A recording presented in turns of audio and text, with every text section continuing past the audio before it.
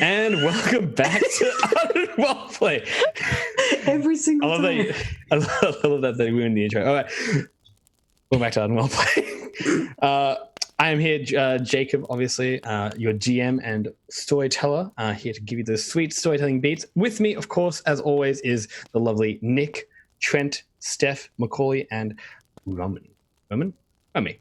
Go with that. Well, last we left our intrepid adventurers. They were in the town of Turston, or Turston Town, as it's more formally called, dealing with a infestation of ghouls, as well as a ghost that was haunting the manor above.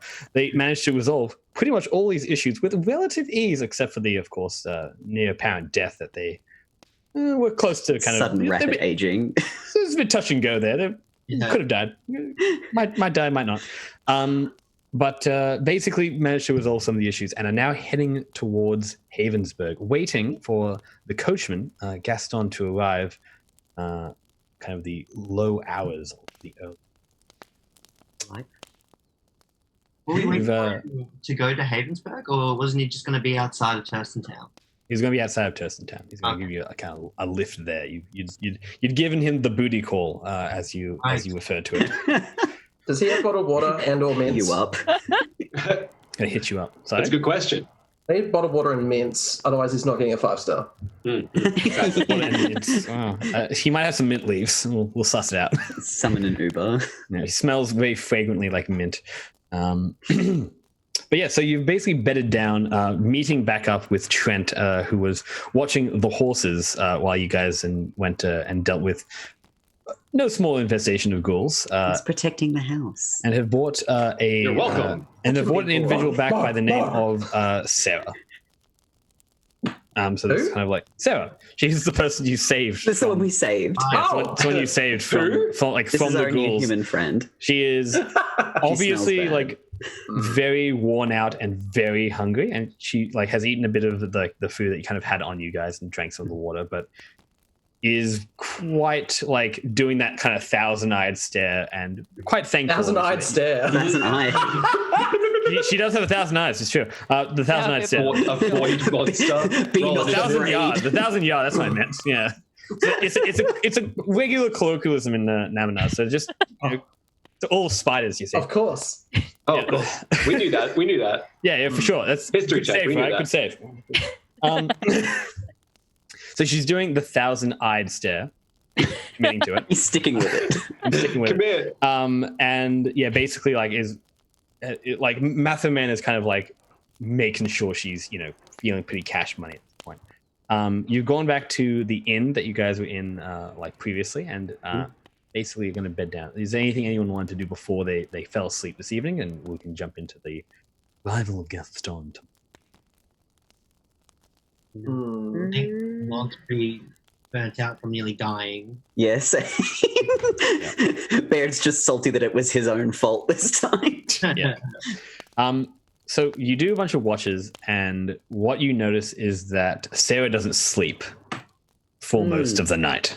Oh no. She's kind of like just like huddled up in some blankets, drinking some water, having like doing like a little bit of a sicky, like. But this she's one's weird. Yeah, she's obviously looking a bit rough. Traumatized or ghoul stuff. Mhm. I'm not sure which one. Plague. Traumatized ghoul stuff or plague. Why not both? Right? Everyone do me a con save as well. Ah! God damn I'm it. a bitch! Before we get to it, can I give everybody heals? Yeah! Take this, DM. Thanks, Smog. Yes. I needed that. Thanks, mean- Mog. You're the best. There's something Long rests, in my we're thing all- that says I We're all need healing. Well, look, I'm fine either way. Mm-hmm.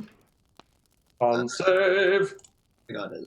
It's 6. Ooh. Hey, Mog. Smog, just for a second, I can't seem to fix my not showing advantage thing. How do you show it without advantage when you throw yours? you have to go into thing. You go into settings. It's like a roll with advantage. How does it go? Wow. Trent, can you check your dice privilege? Please check your dice privilege. Get the hair out of here. I can't You've remember got a how to do 6. it. Damon I'll work it out. Don't worry. I'll work it out. Damon got some stonks. Always pick the left number. Left. Yes, always pick left number. That's the rule for now. Cool. No, you're left. You wake up the next morning, and you definitely notice that Sarah is like unable to really get up. You're like, she's like, she's like coughing very, very violently into her blankets, and it was like, Ugh. coughing. Better not be blood on those blankets, I swear to God. I don't think so. No. Swan She ain't coughing no blood, not yet at least. But she looks quite like drowsy and weary, from what you can tell. And you hear outside the coach pull up, like the kind of a pair of like really like sturdy sounding horses, thundering into town and halting basically out the front of the tavern. And there's a gentle the door. Liam, do you want to handle this one? He's your boo. He's my booty call, apparently. Mm-hmm. I mean, go I can open the handle it if door. you want. Like, No, it's good. We've got Chicky Babe over there that's having a bad time. So I'm not going Cheeky near her. Keep going. let's just deal with Are you sure you're not the bard, Steph? Is that? My I've lord, been the whole hanging out with time. 2 bards for too long. Chicky back. Yeah, that's apparently it. She's starting to pick up our tips and tricks. Yeah, tips and tricks. Knows how to Please, she's What's taking more up? pointers from me than she is from Hubert. Yes. Hubert's Yeah, advice is don't neg anyone. Only say nice things. Loudly. Just scream nice things at people. It's sugar and spice. That's who you are. You're the Spice Girls, basically. Oh, my God, rad. we You're are Scary totally. Spice. I totally am. Yeah, definitely Scary Spice for sure. All right. But yeah, That or a posh spice. so who's answering the door and who's I'm just dealing going to with answer the door with, it's an inn. Is it Sporty Spice? Welcome. Do you open the door? I guess you Yeah. open it up. I imagine because he's just like, oh yeah. Yeah, open it like. And in. if you look at the rogue card, you can see what Gaston kind of looks like. Oh fuck yeah! He It's looks indeed. less. He looks slightly less bestial than the actual model might denote, but the essence is there. You know, the juice, as they say. The juice is thing. Yeah. I'm excited. Yeah, I think everyone have a look. He's like, hello. It is nice to see you again. Hey. He like Welcome here to he, like- Town. he, like, It's been a ride. he, like slides on in. He's like, look good that all of you are still alive, I suppose. And he like looks towards Mathuman, and Mathuman looks towards him, and he's like, Him, and he looked at me. and like Mathuman stands up like over Sarah and like goes to the No, like no, the, no, no, the no, no, side no. booth and like just kind of like holds his halberd like upright. He's like, Gaston. Sorry, let me get the correct voice for it. Lower. Gaston. Oh yeah. Like, it's a pleasure to see you again, Mathuman. What brings you to this neck of the woods? He's like, looks to all of you, looks to like Gaston. He's like Gaston looks to all you guys who were like a little bit of a. It was us. A chaotic disaster group. Bear's just very pointedly not looking at anyone, just like, oh, this is uncomfortable. Mapperman needs our help. We need your help. Gaston gives you the finger guns. Going to Havensburg. Oh, I can help with traveling to Havensburg. You have horses I saw outside. Yes. Mm-hmm. Yeah, did you bring food for them? Because Yes, I brought food as you asked. yay. Yes, don't worry. But I'll get them saddled up and then we can head on from here. I only have 2 horses myself, but I'll let you deal with what's happening here. Yeah, and we'll be good to go in half an hour. Like he's like scoots back on out. He's like closes the door behind him, and Mathuman turns to you guys. Is like, It's fine. He's our friend. Don't We think love about him. it too much. Just don't think about it too much. You already joined up with us. You made your decision. Do you trust us, Mapperman? I do to an extent. Baird looks honestly, like, legitimately shocked. Just like, I was really expecting you to say no. That would have been the smart answer. This is cool. Truthfully, I too expected a no.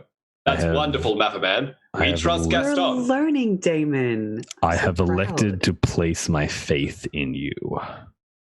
I really You hope say- it's not misplaced. There's some suspense. Bear just like looks away, like, Yeah, it's given last time, and like Sarah like gives out another like. Oh yeah, the woman. Ooh. Right. Yep. With that, Mog would like to do lay of hands on her. Give her. Does that help or anything? Or You want to do the lay on hands to remove her disease, Yes. and she's lay those hands on. bam, and the dirt is gone. Oh. And yeah, she's And- like and the disease she is like gone. seems to like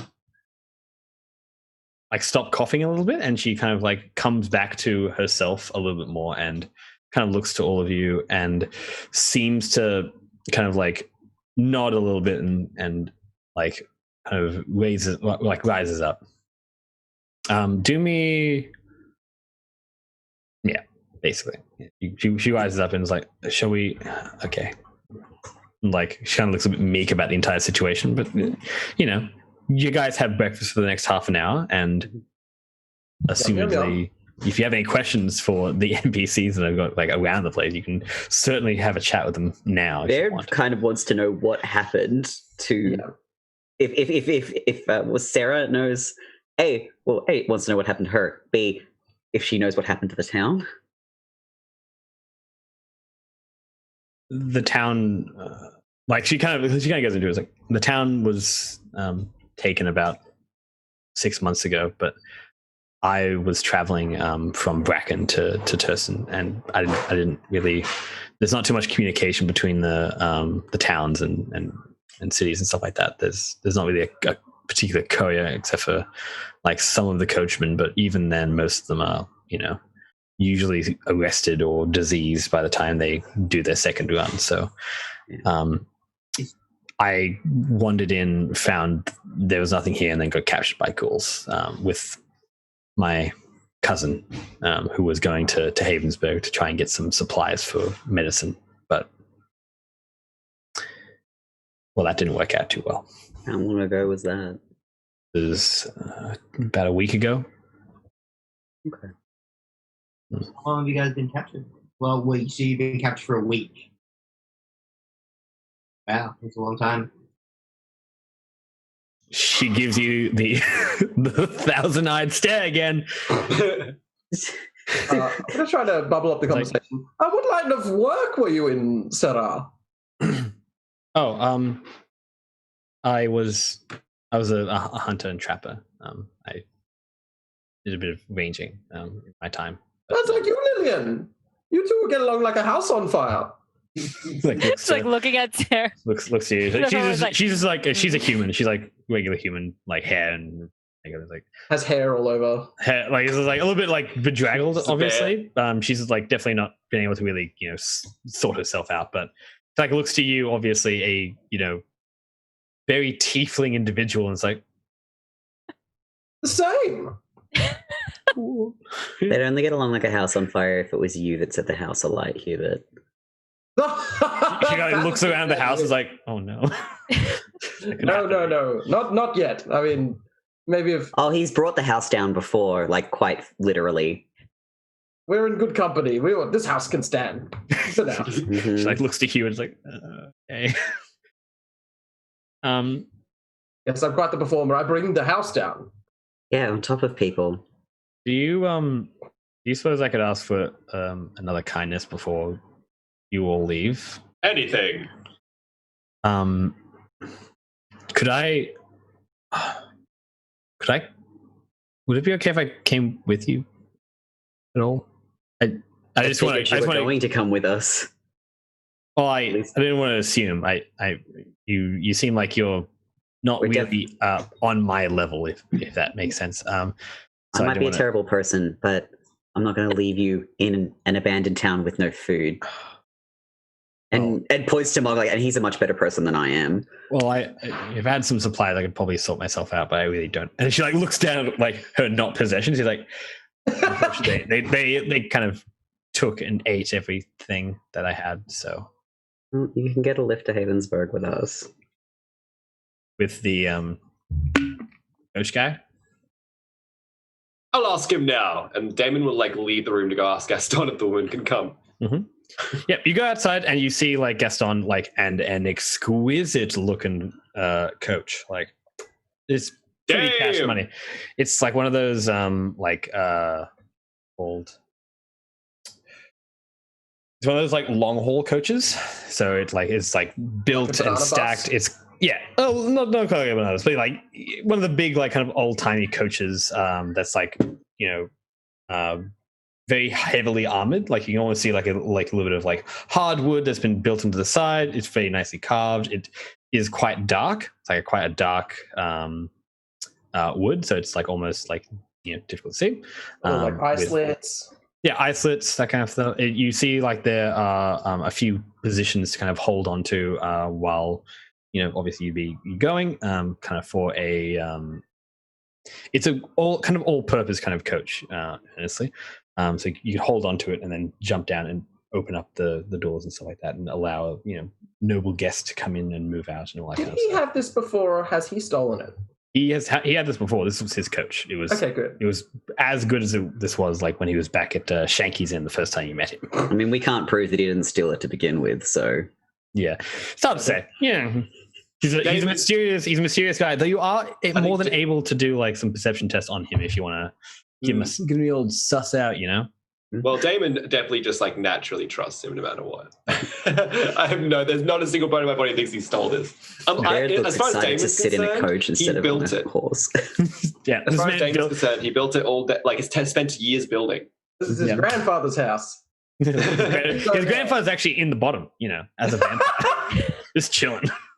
Checks out. Just hanging out. Vampires, it's fine. Hashtag vampires, man. So, Hashtag vampires are fine. I'll like wave over to Gaston. I'll be like, Gaston, we're bringing a +1. Technically, it's a +2. Oh yeah.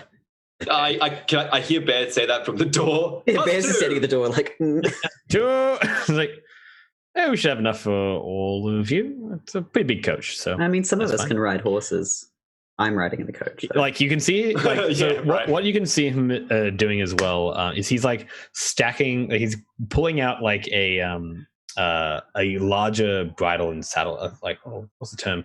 Like the thing that is between all the horses. So it's like a like it helps you saddle them, and they kind of like do a row of 6 horses. So you can like have like 3 horses side by side, kind of carrying the cart along. So he's pulling that out and setting that up as you kind of see him working. He's like, you could give me a hand if you'd like it. He's like strong. He's like a strong lad. I'll like immediately come over to start helping and start lifting stuff. Or strong man. Lad works. Bear looks at nails. You're definitely goes back 30-ish. inside. Nope. Definitely like 30-ish now. You're like, Oh yeah, I'm still quite older. That's right. Yeah, he have you aged since I last saw you? Sorry. Well, like I'll look over at him and he'll Since I last saw see you. and he'll see that I still have like a completely static out face, essentially, with like long curls like hanging over it. Like, do I look older? You sound older, is all I was saying. Yes. But Oh, I may be a lot older than yes, Gaston. I may be a good decade older. I have no idea. How can I help? you basically just like do some heavy lifting and carry like the kind of stuff around and you get the He lives horses in the kind of moment. come. Like he going. can I, like bother him. Now, Damon also is actively avoiding letting Gaston help, but with my 20 strength, I'm going to try to do most of the work myself. Roll me a strength test then, if you're gonna Can I? flex on him. Well, if I'm gonna be doing this consistently, can I roll an athletics? You may. Yeah. Actual flex. An actual A flex. flexing literal on him. flex. If this comes up, don't forget left number. If this is, Mm-hmm. yeah, it is. So left number. Oh, Oh, 15 though. That's some terrible rolling originally though. Indeed. Well, yeah, you like it's not very difficult work. You just kind of like it's more technical. You're like, I put it here, and you don't like you lift it up, and Gaston kind of helps you with the skill side of it. But you just you do it yourself. You're like, yeah. He Very proud of starts himself. getting the horses and like doing animal handling, like to like hey there, buddy. Yeah, Hey there, buddy. like checks you out and like, oh, who's a good horse? Like me, I'm a good horse. I Like, just that's want right. to see Baird's horse respond to that. That's true. No, I didn't have. Who has the stallion? It was Mog that had the stallion, wasn't it? Or was it you? I think it might have been me. Yeah, Yeah. you had the stallion because you had the best. The best. Yep. The angry face. You notice that Gaston gives it the eyes. He's like, "What's up, horse?" And the horse gives it the eyes. Like, who are you? The horse just does a little head nod. And Real like, he's like, recognizes real. and like pulls up an apple. And is like,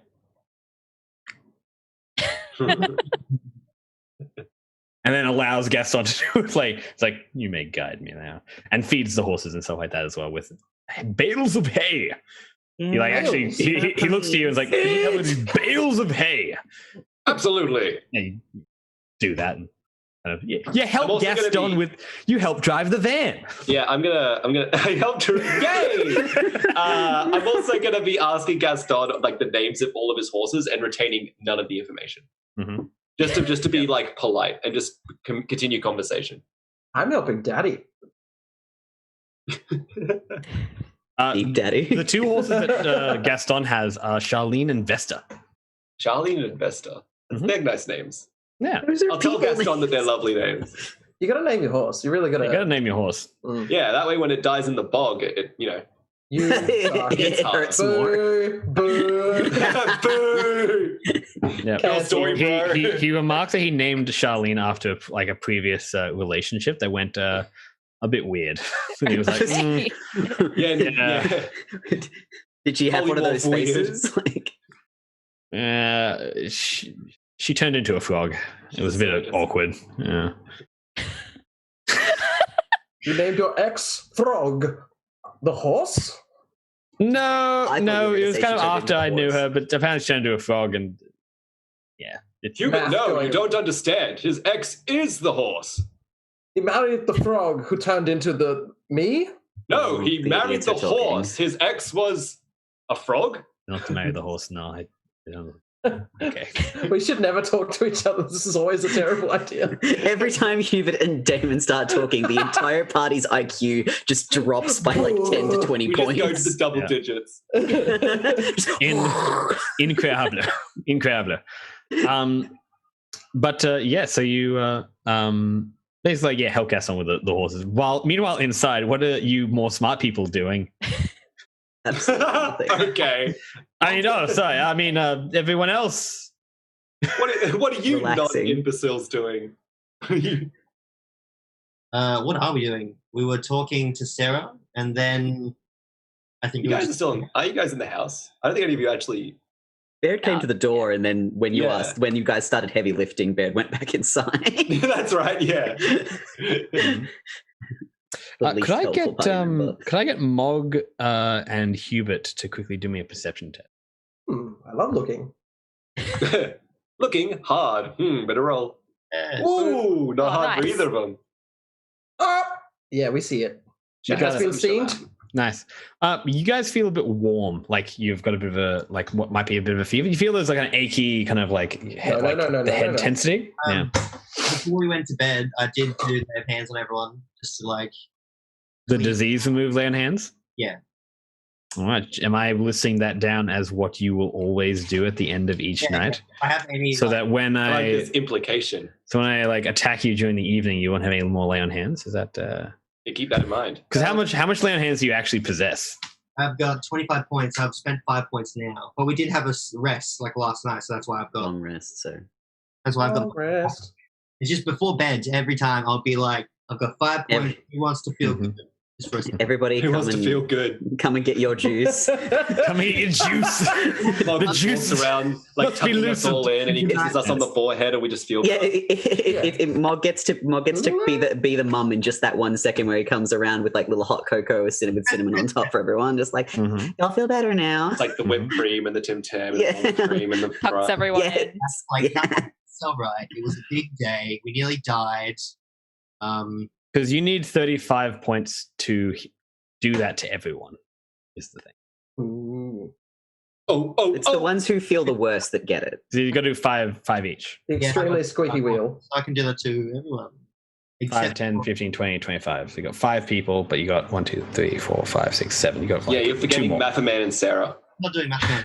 Oh. No, Mathaman Fuck and Mathaman, so. Mathaman. So yeah, yeah. Fuck them. All right, cool. Well, Fair Sarah got some today, but only because she looked like she was dying. Sarah's got some. Got some. Sorry. Cool. So you ignore Mathaman, the NPC. That's good. Well, isn't he a cleric? Yeah, he is. Why isn't he helping? Because he can't remove disease. Because what a Paladin's poor the guy. only one who can really very effectively remove disease from like Oh. everything. I mean, Poor technically guy. the bards could help with healing word, but we can't remove disease. We just, No. you know. And that's the issue with the disease. And you haven't really tested too much of what the disease actually does, or seen much of what it does. So you're like, I don't know what happens, but I don't want to find out. And you're like, yeah, good. Nobody wants to know. Paladins and clerics resistant to disease, or is it? They're not resistant to these. They tend to have like spells that can heal themselves, to disease. I believe cloaks get it a bit as a spell at some point, but definitely as far as like how you remove disease is you use a paladin to just give me the stick. Boop. Ah, cool. I'm cured. I'm cured. It's a miracle. Use a paladin as if you just pick one up and you just like kind of pour out the lay on hands. Yeah, just A paladin is like a big Milo jug. yeah. Fly paladin to the 2 forehead. scoops is never enough. Exactly. But yeah, no. So if you've done that, then yes, like Mathaman's like kind of comes to you and like, Mog. Sorry, Mog. I don't don't mean to impose, but I do feel a little bit under the weather. Would you be amenable to? You like a hug? I can give you a hug. No, I would like a lay on hands, thank you. But That's a hug. I'm gonna give you a hug. A lay on hands hug. You must give me a hug back. Mog's lay on hands, like action is a hug. Yeah, he uses his big strong arms to All hug those harder. big muscles for hugging. you are by far the strangest oracle of St. Alban I have ever met. Gives you the hug. It's like a splinter section of St. Alban that believes in hugging. Honestly, must be. St. Alban, Checks out. not huggers. Not big hug energy. Come here and let me cut you. Yeah, Is this why Mog is out with a bunch of randoms? He's like, Yeah, I they want to just hug sent him people. over, like, I want a hug. I'm not a very huggy person. Yeah, not a hugger. Can confirm, not a hugger. But that's fine. Yeah, like you give him the hug and heal him of his disease, which is nice for him. He's like, Importantly, I got a hug. and he's like, well, this is Awkward. good. Oh yeah, that's what I was going to do. Because Italy, actually, you actually still have the disease because you lay on hands the woman. She hasn't really like come up yet though. So because you got it like because she was still sick in the morning. You didn't really heal her, so you're like, yeah, no, it's fine. But yeah, you're cool. It's fine. Hands myself again. We won't worry about it too much. We'll move on. All right. So after half an hour, Gaston has his coach prepared. He's like looking real fly and jumps up on it and is like, all right, all aboard. Mog's gonna get on his Clydesdale horse. Yeah, which horses are actually like? He's saddled them all up, even the Clydesdale. Oh, really? He's just put them all onto his. Yep. Okay. I'm like, all It's a right. bit easier. Cool. I was. Keeps all the horses like they can all kind of carry the thing together and makes it easier for everyone. All right. I guess I'll get in it. What is I mean, it? you can ride the horse if you want. I'm getting in the coach.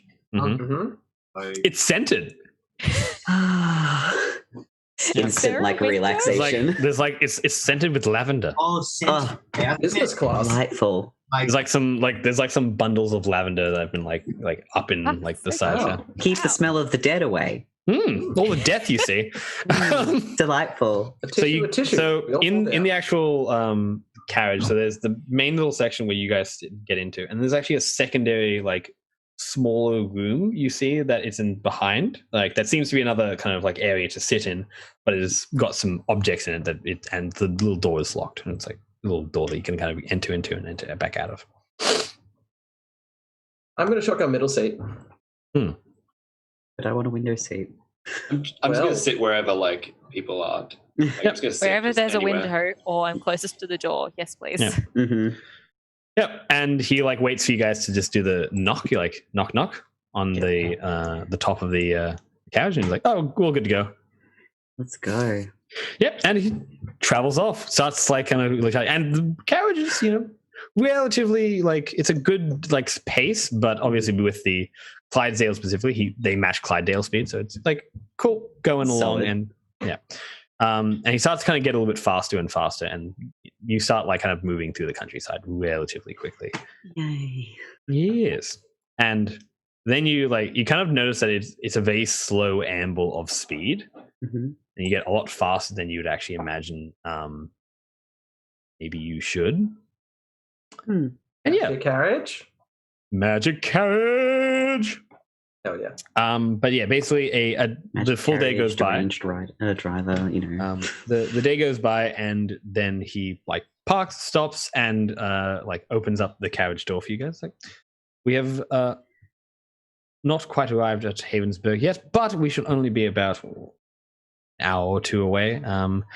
I felt it'd be best we have a quick camp out this evening, and then we can get there bright and early tomorrow morning. How's that sound?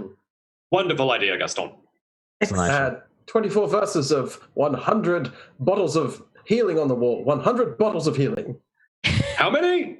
24, 100 bottles of healing. I'll start again. Don't I mean, do you like we can? I've got some food that I can prepare. We can actually make a little bit of a song and dance out of it if you like. Absolutely. All right, let's go forward. So he brings you guys all out, sets up like basically a little campsite, and cracks a fire, starts making some food. He brings out some like cuts of meat and various like kind of vegetables and stuff like that, which he seems to have generally collected, like mushrooms and things like that, as well as potato and carrot. And he kind of boozes it up and like sautés a little bit, gets a bit of wine in there. It's like, oh, it's so good. Best Uber driver, 5 stars. 5 stars. Yeah. And a tip. Yep. Did that wrong. Nice. And makes pretty nice a little bit of food, and then starts playing like a lyre, like ding ding ding ding ding. It instantly joins in on his lyre, like yes. No. Ding ding ding ding ding ding ding ding ding ding. Ding ding ding ding. Oh, that's cute. It's just all the bards gonna have a great time now. All right, quick, do all performance checks. Go. All right, Absolutely. doing it. You got to do your performance checks when all the bards are together. We're bringing the band back together. Oh, You gotta. 27. 20. The juice is loosed. wow, I failed. Oh, it's a natural 20. God Oh, my damn. Lord. Against my nat 1. Yeah, you unfortunately, Bed, you are stood up Not vibing by it. Hubert. Ugh. By Hubert. Oh, They I haven't played vibe. this one in years. They- Let me they- just. Oh. I'm gonna tell you right now, they kick it real fine. Mhm. Kick it real fine. It was kicked. Bear's just Um, like, mortals just don't appreciate my music. Everyone edgy new gets. genre. Everyone will actually receive an inspiration. Oh! You get to use over the next couple of days because you're like a very nice time. Solid. Little inspiration dice for you all. And Blessed the be. song, I believe, would be Ghouls Out for Summer. Yeah, I just Bear just doesn't vibe with Hubert's style of music. As soon as Is it Hubert starts rocking? playing, he Damon just does. throws Baird off. Like, no. Yeah. Threw off my groove. Obviously, because Gaston is a Demphier. His music is a little bit more moody and a little bit more elven. It seems like he's got like the elven classical style that he tends to kind of rep real hard, which he does play to with Hubert. But there's like kind of a few moments where he passes the attention to Hubert and then passes it back to him, and he kind of does like a little lyre song, like really quite quiet, very beautiful, and yeah, it's just a very lovely time. Would anyone like to do a perception test at all on Gaston, or kind of suss him out in any particular way? Because obviously you can kind of do this stuff as part of like sussing out the old. Get a He's about. perception going on that one. Og is very distracted by sick riffs that he's pulling. Secrets, blah. Bear's just loving the Same. music because it reminds him of home. Hmm. Just enjoying the Yeah. music. Yeah, he's had like a lovely time. So what you notice specifically, Lillian, is I'll give you a quick summary. I'll give you a reveal on the old Ardent, but you also notice there's some rings on his fingers as well, which are quite like like there's 2 rings that you kind of notice, and you obviously know the old one was like there's a couple of them on there, but they are quite expensive and stuff like that. And you recognize the ring of freedom of movement that when you met him the first time, he kind of got from that noble. So, Move wherever he wants. yeah, you do whatever he wants. He's a free movement kind of guy. Like, nah, out of this. Who knows? Oh, shit. Who could say? It's magical. Oh. Mysterious. He's a mysterious man, this Gaston. You know how it is. We get Maybe we that. can learn a little about him now that we're having this little tete-a-tete. It's true. You could know a little bit. Matherman remains pretty quiet, although Sarah is just basically like, "Wow."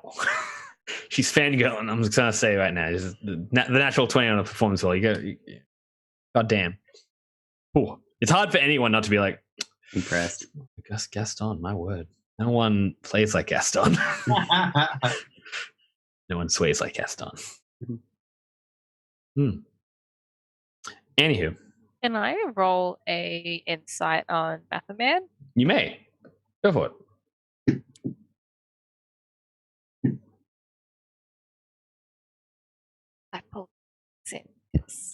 Yeah. 10. Oh. 10. 10. All right. What is the goal of your insight? What do you want to I want to kind of see how he feels about Gaston. How Mathman feels about Gaston? Yeah. Like, how does he really feel? How does he really feel? He is probably trying to like be a little bit, like he's not going to be too obvious about it, but so he's not very good at doing that. You're going to say meets beats because you're attacking his stuff. Mathman is very suspicious of Gaston. There's a lot of like, this guy is going to betray like this party, and there's going to be like he doesn't trust him. Basically, is the essence of what you kind of get from him. He's like, no. Whether that's from like actually been betrayed by Gaston himself, or whether it's just what he's heard about the character, he doesn't trust the fella. So, yes. Gotcha. Thanks. Can I towel off after our brutal performance? Oh, Gaston, incredible. Your technique is truly remarkable. Where did you learn to play such? Hubert, yours, if I must say, Hubert, yours is quite unique as well. I've never met a bard of such fine and intricate quality as yourself. And of course... Don't patronize me. It was not the evening for you, potentially, yes. Where did I learn? Well, I learned actually in Dallaport. I was one of a singer in the bardic colleges there. Are you from the Dallaport at all? No. No, my name is Hubert, definitely Samshalam, and I'm from Naminar, yes. You're from here then? Oh, where did you grow up? Oh, I had a normal upbringing in a small village, and Bracken, Pirewood. You can tell from my accent that I'm from Pirewood, of course. You can tell from your accent that you're a terrible liar. Oh no, I just put. I don't get up to Pirewood very often. That's an insular group. I can understand why you would possibly wanted to have left. Oh yes, I that was too small for me. It couldn't contain such a massive performance art. Hubert, we're going to be passing Pirewood fairly soon in our travels. We should stop by your hometown. Oh, good. You're right, Damon. That's a wonderful idea. We'll get to meet your family, Hubert. Yes, we can meet your family. And there's quite a lot of hill dwarves up there, actually. Dinner with them. That's true. I love hill dwarves. You can show us the town. What are hill dwarves? The dwarves on hills, not on mountains. Hubert, are you a hill dwarf? No. I could almost swear that you may have a little bit of the decency of hill dwarf, maybe a little, Definitely smells like one. Maybe. Thank you. They smell like fresh bread. Quite the bakers in Pirewood. But yes, no, we shouldn't bother them. We should just pass on through. Just pass through town. We're totally going to Pirewood. Nonsense. It'll be lovely. I'm with Damon. I think it will be wonderful. Like, Gaston's like, well, this is a bit of a distance to get there. We're probably close to Havensburg right about now, so we'll probably go there first. But of course, yes. Would be happy to give you a lift there if you really wanted to. We do definitely. We definitely want to. I'd have to suss out what my requirements are in Havensburg before I head off. I am a particularly wanted coachman in the area. So odd choice of words. It's like Mathman's like, isn't it just? I'm gonna try and put the spotlight on anything else. Yeah, and he's like, but at the very least, what? Like, I don't know a lot about what you're doing here. Do you have a plan or something, or are you just, Lillian's the one with the plan, right, Lillian? The entire group looks to Lillian at the one time. I can Everyone just imagine, turns to Lillian. Like Sarah Masterman gets like, I don't know, waxing her bowstring, like. It's like crickets and. Mark's got the list. Do I look like the one that has all of the scary books? Kind of like looks to bed. Like, I have the books, but Mog's the one who's dealing with it. He makes the plan. I just carry all the fancy books. Yes, All of Mog. I meant Mog. All the NPCs are just eating their food, being like, okay, well, explain to us what you're doing, you intrepid adventurers. I am here Gee because I was told to come here. I happened to find Lillian and that, and points to Hubert, on the way here. And then we ran into these two, and now we're all working together. But Mog's the one with the plan. Mog's got the plan. Mhm. Mog doesn't really know the plan, but Mog's got the plan. Mog's making it up as he goes along, but we So trust his judgment. Awesome. You know, I know we plan to go to Havensburg. Yes. St. Alban has the plan. Like both I don't know about Gaston and Mathman are like crazy. I'm like, Really? yeah, it's probably good. Like, why were we coming to Havensburg again? Mog's going. Because some of the people we need to murder are there. That's right. They're not on this list. They are on the. There's people on the list that we need to find in Havensburg, and apparently the list is our plan at the moment. Yeah. Well, nobody else is coming up with anything better to tell these That is literally people the what plan. we're doing. It's literally the list. The list is the plan. So it's a hit Plan is list. the list. Shall we show him the list? Both of them, and List. just be like, this is the list. The plan, the list for the plan. The plan. We're still trying to figure it out. Yeah. Cusco's poison. boys specifically tried to kill Cusco. Cusco's poison. Like, they like look at this as like, well, this is a mysterious list you have here. He kind of like looks over the book a bit. It's like, It's a scary looking book. yep. Scary list with the people on it. I'm not really seeing a list, so Oh. Can we only see? You can't see the list? Bear takes the book back like, what? you can see the list. The list is right there in the pages of the book. You're like, all right, cool, this is great. Oh, right. You need the amulet thing, remember? Also, I thought you needed the amulet to open it. Yeah, but maybe it's connected to that too. It's kind of like a password. Password. I think It's I'm- encrypted. Password 1. Encrypted It's like one of password. those like USB things that you plug Bear into your just computer to hands get the your banking. amulet to Gaston, like, hold this. Now see if you can read it. Gaston like holding at me like, oh, where'd you get this, team? Uh-oh. This Friend. is. You sure what this is? And like looks at the book, he's like, oh, like he's holding these two very important plot objects. He's like, Gaston, do you know what this is? It's Tell old us. fashioned. Bear just reaches out and, like, takes the amulet back. he lets you know, he's like, oh, I don't know. Takes the book as well. Just Kind of washes his hands a bit. He's like, Bear wraps the amulet back up in the cloth and puts it back in his little bag. Hello. We're working What for the is god of death, aren't we? Like, we're actively working to against Golduaya, the god of the ashes and death and all that jazz. Because, yeah, those guys are Yeah. a thing, and they're not.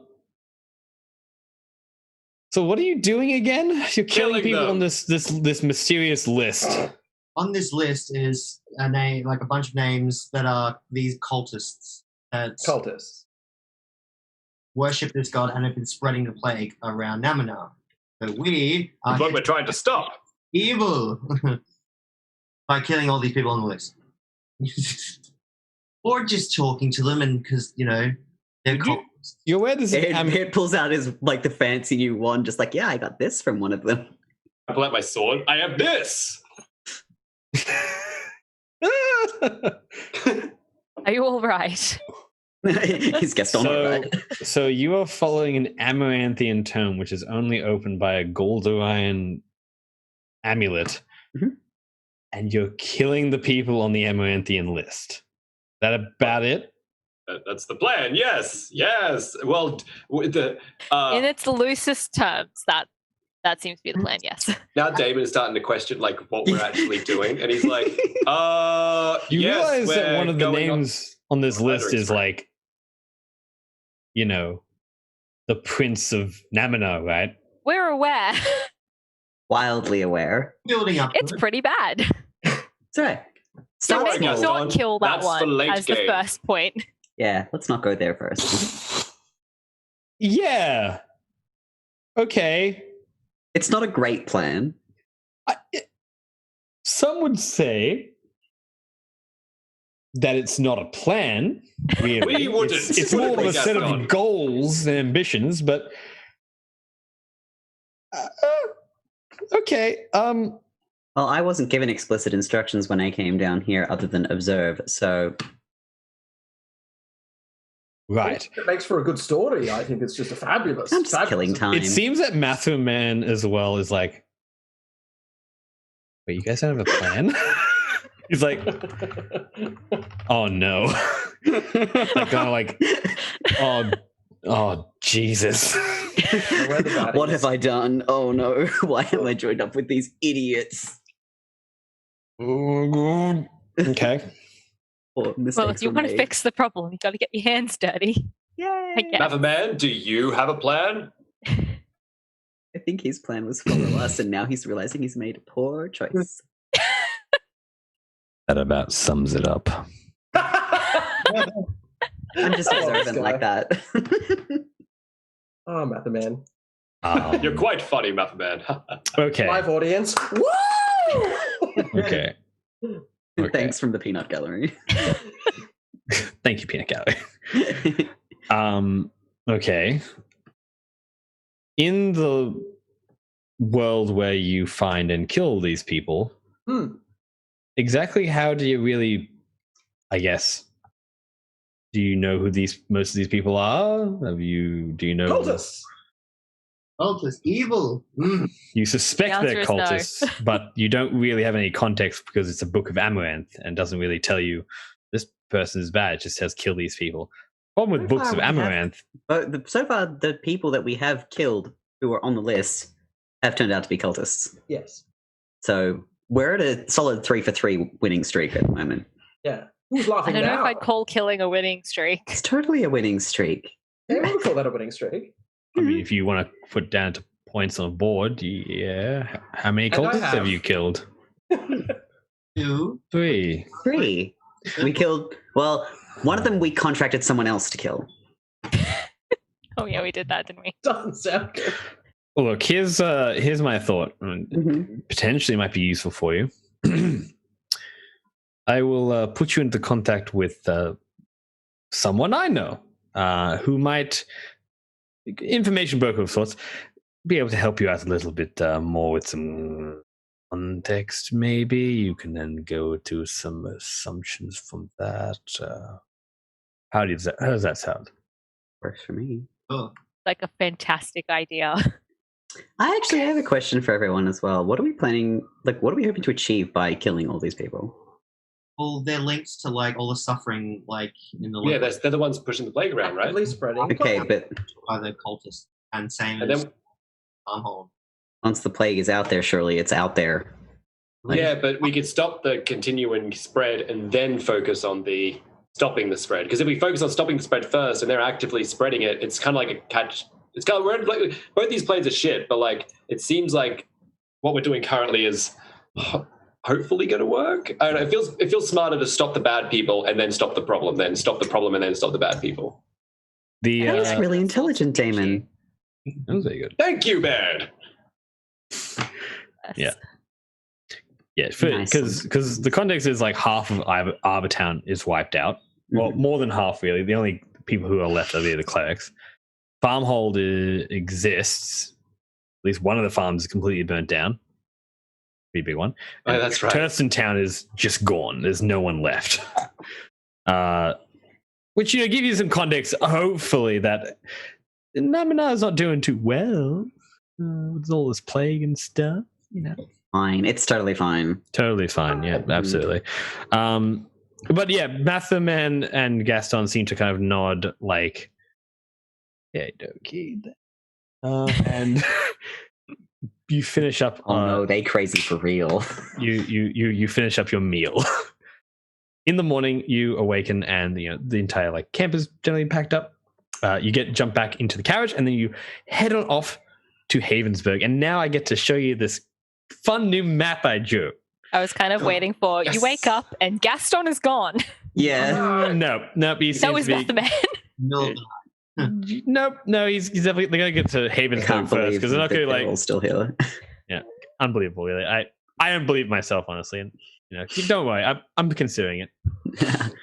When we get to Havensburg, we'll see how we go because Sarah's just like I don't know what's happening here, but okay. It's all right. Havensburg me. Oh yeah, Sarah's here. Yeah, Yeah, I'm just yeah. here. That's great. We just said that we were committing Murderers. treason, It's fine. pretty much, or thinking. We're investigating. She owes us her life. If Yeah, she you tells are. anyone what she heard, I'll kill her.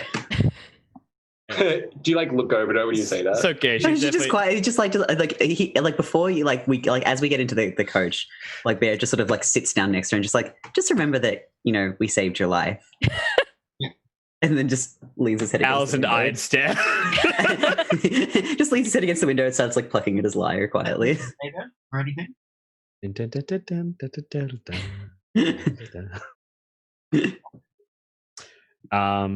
Yeah. And so you arrive in the town of Havensburg. I'm going to show you the cool map. It's right here. Oh my god, look at it go. Shiny map. Whoa. Oh, look Oh. at that. Oh Pretty yeah. pretty. So nice. You're coming down from the south over here, and then you're kind I'm of just a getting small into the town old boy. township proper. Fucking nice, lads. That's so solid. It looks great. Yep. This is with Incarnate as well. So this is Incarnate's so good. Incarnate's quite good. Very delightful.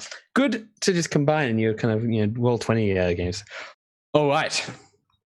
So you enter basically into like the lowest section here. You see as you kind of approach that there are walls being made, like kind of like large what seems to be gatehouses or keeps that are being kind of built on kind of around with the walls to frame up most of the town. And you see at the top of this a dwarven architect kind of calling out to people and moving people around the place, as well as some kind of shanty towns just outside of Havensburg. There are like caravans and tents and like little areas, and it seems to be kind of like a guard kind of position set up at the very front of the town. And Gaston arrives kind of on the outside, and like you hear like kind of knocking at the very front, and you hear Gaston kind of talking with the guards like, "Hello there, it's a pleasure to meet you. Yeah, just coming through. Got a lot of what are they called? Passengers, that's the one. All right. Paperwork, there you go. Lovely. Absolutely delightful. All right. Well, see you on then." And like you hear like the exchange of like, it's like, "Oh yes, go, right this way, sir." He kind of like trundles on into the town. As you kind of like look out the window, you can kind of see the dwarven architect kind of look down at you. There's a mask kind of positioned on his on the back of his head, like a kind of iron mask that kind of looks at you with like this kind of taut-looking face, and he turns his head with this quite large red beard, and it gives you like all kind of a solid look as you enter into the town, and then goes back to kind of calling out and making sure the work continues. You trundle through some of the streets, and you look outside, and you kind of see, the houses and stuff like that. There are some which are obviously boarded up, others that are being kind of like there are clerics and healers, like with the kind of masks and stuff like that, the bird masks specifically, kind of moving to and fro, as well as a decent amount of people, probably more people than you've seen in a very long time, that are moving through the town of Havensburg. And you start to kind of go further and further into the city and pass, by churches, pass by market, like a market square, and then kind of deeper into the city until you eventually get to the very end over here. You pull up and you basically like hear a knock, and you kind of jump outside. Let me quickly, and you find yourself, if you pull up the cargo card, where you're getting dropped off. So this is obviously the more. Hold up, hold on. A lower rent kind of one. Yeah, this is the more dilapidated area of the city. There's like kind of like a little bridge and a waterway that seems to be kind of like crossing into what is kind of a larger kind of area, a pooled area to the very far eastern side of the town. And yeah, Gaston kind of like jumps down from the coach. You can see that he's got a disguised self on. And the coach itself is actually is a very different looking material than it used to be. It's a like kind of nice teak looking like floral kind of looking coach with like kind of crystal balls and stuff like that. He's like, all right then. I think this will probably be where we'll jump off. And he like pulls in the carriage to a kind of smaller barn that seems to be relatively well fitted for the particular carriage in question, and saddles the horses and brings them all in. It's like, all right, sorry, and drops the disguised self. So we'll be going into the B&B. Welcome to the Shire Town B&B. A delicious bed and breakfast for the whole family to enjoy. We're gonna have to disguise ourselves, especially Matherman and Mog. He kind of like looks to the stairs like, no. The Church of Vanathar and the Temple of St. Alban are quite well known here, and an establishment that is well regarded by the nobility. How does the town look immediately, like coming in? There's like as many sick people. You are in a particular area where there are a few more sick people. You can see that there are a lot more houses boarded up around this particular area, but when you first entered in where those blue buildings are, you did not see as many. You saw much more liveliness, much more like people going through the markets and stuff like that.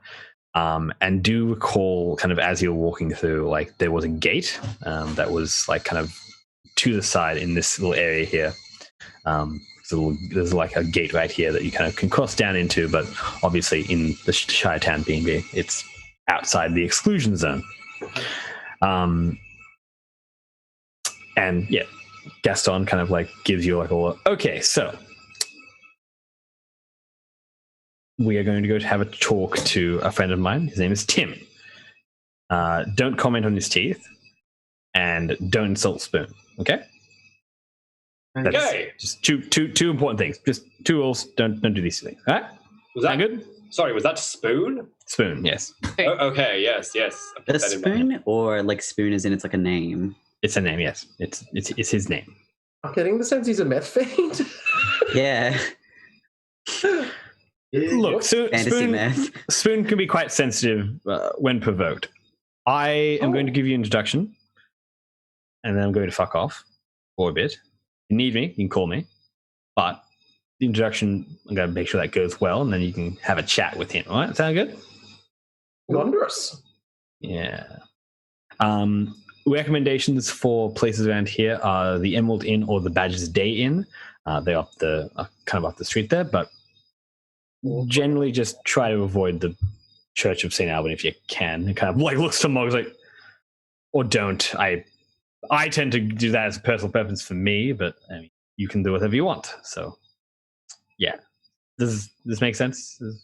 Maybe that. Crystal clear. Peachy.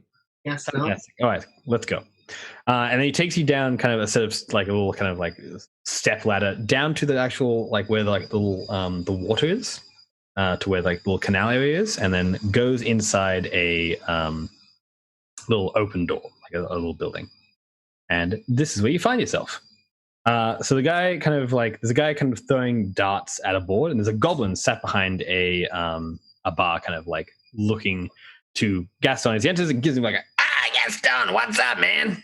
Whoa, yes. Yes, guy. Okay, this is the most important NPC. And like you start like funneling in. You're like, you've brought a lot of friends with you. And like looks at Mog. Do you still have the disguise of the St. Alban, or have you? I've got like a cloak that I wear over it. I've just gotten used to like people looking at me differently, so I'll be like, okay, I understand. Yeah, be ashamed of your terrible Of your religion. Yeah. No. And yeah, like Mathematicals kind of walks in and is like, and like once all of you are in here, it becomes a little bit cramped because there's quite a few with you. And Sarah also just steps in and is like, just hasn't really worked up the courage to tell you like, I should probably leave. I can go with you. Honey, you're free to go. Yeah, hasn't got that Yeah. yet. She's like, this is the most interesting I'm going to interact with my entire life. Wow. Sarah, your story shall live on through song. And the guy kind of like turns around and he has no teeth. Like he's like gums, like nothing but gums, basically. Damn. He's like, hey, what have we got here then, eh? And like looks at Gaston and is like, would you like to introduce me to your lovely chums here? And makes a very annoying slapping sound with his mouth. It's like, ugh. Well, Starts it okay, it's just a little bit. It's like, oh, Gaston. Tim, pleasure to meet you, Tim. Pleasure to see you again. This is, of course, my lovely friends Lillian. Well, double check. Lillian, Mog, Mathement, Sarah, the lovely Baird, and Hubert. And this is, of course, Damon as well. Damon the Theamoon to his friends. Hello. Like, No. okay. It is a pleasure to meet you. My name's Tim. Pleasure to meet you, Tim. And I'll reach my hand out. Yeah, friends call me Toothless Tim. So, can I get you a drink? Can Spoon here get you a drink then? Spoon's the goblin, right? Okay. Do you have any water? No. Do you have any sparkling water? No. what you got then? I've got beer wine. You say beer wine? Yes, we call it brine. Would you like some? I'll pass. Thank you. Yes. Is Oh, it anything like water? it is liquid, yeah. Then I'll have some. Absolutely. Puts It's just like, why would you taint perfectly good wine by adding beer to it? like he puts like It's probably not good Like- wine. But It's probably not strangely frothy drinks down on the bar and like presents more to you. And like Mathman just kind of takes a little step back and like, I don't know. So, yeah. Has craft beer gone too far? All right, and like Gaston moves to the door, looks to Sarah, and gives her like a bit of a look, and closes the door and locks it. I was like, all right, Just these lock her out. people are here to trade some information. They're good mates of mine, so I'm gonna give them this quick introduction. They're here to deal with what we know to be, the cult. Yeah?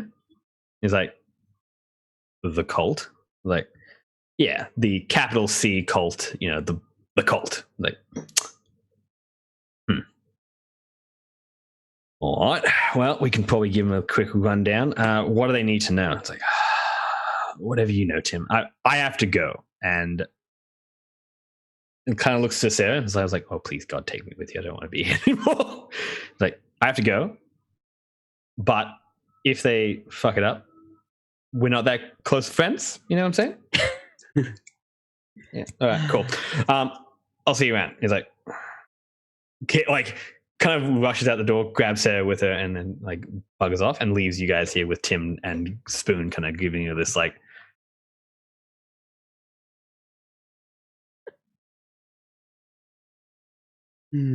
Delightful. Cool. Well, isn't let's it? do the thing. Okay. All right. I would probably recommend that Bed transcribes the names out of the book Yeah, this is going to be easier. so you don't have to give it to people. Yeah, I don't want anyone else touching that amulet if I can avoid it. Mhm. Getting all judgy about our cool amulet. It's my book and my fancy amulet, and I want it, and I don't want other people touching it. That's Gaston my was an amulet. exception. I don't know you. That's my purse. I don't know you. 100%. Yeah, Baird has forgery kit, so Baird has paper. Yep. Shh. So Start writing it down. yeah, Baird will start writing it down. You can only write it down if it's a forgery of the actual individual document. So I'm sorry, you can't do anything else. You must use like I'm joking. Rude. Kind of like so you hand this list to Tim. He's like,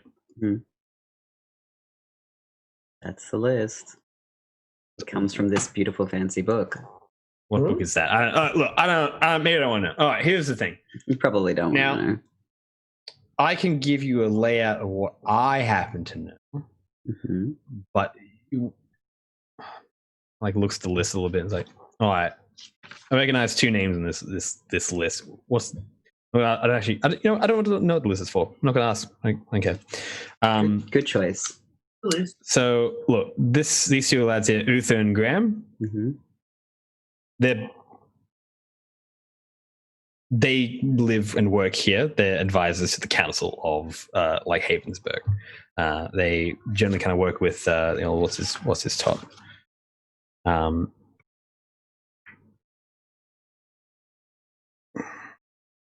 think you've got like an Aladdin situation, like an evil advisor. I mean, yeah, that's the advisor. One of them is the advisor, but we've got Duke Thrusterburn. He's the big old guy who lives up in the bastion over there.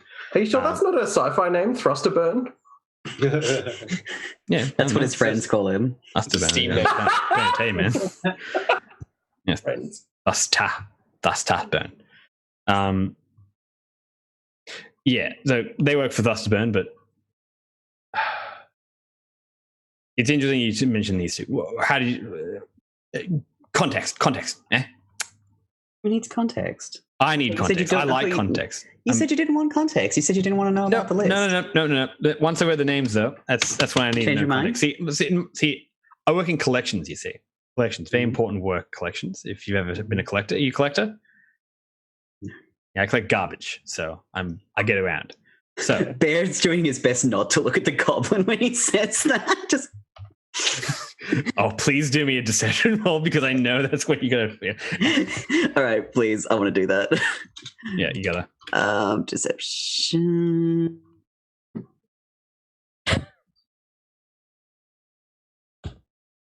All right, Toothless doesn't know.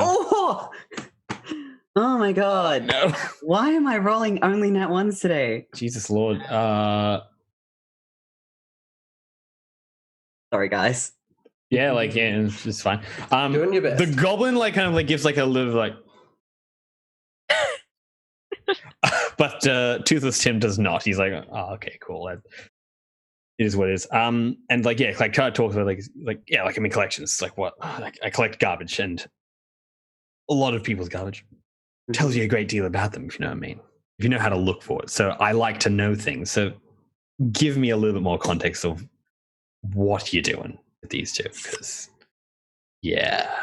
Taking down a cult.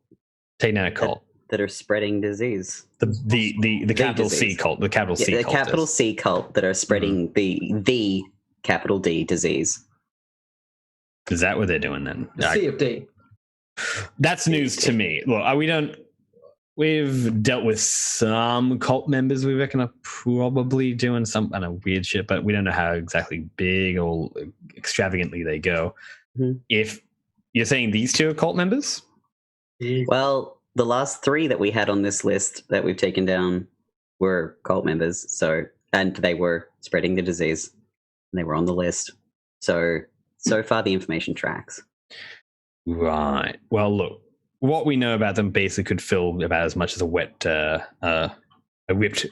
Could fill about as much water in a whipped paper bag. You know, we have very confused. Very little as to what. So you know nothing. No, in fact, we know a surprising amount of nothing for how very good these guys are at not having a lot of information about themselves, apart from being advisors to the bloody Duke. They don't have a particular address they use. They don't have a particular schedule that they adhere to. They start, bloody council meetings on the day they feel like signing council meetings, which doesn't seem very logical to me. But I mean, what do I know? I'm just a merely lowly peasant. But trying to actually get a pinpoint on where these guys go and what they do is very difficult for us to figure out. So if you can figure out what their deal is and where they're going,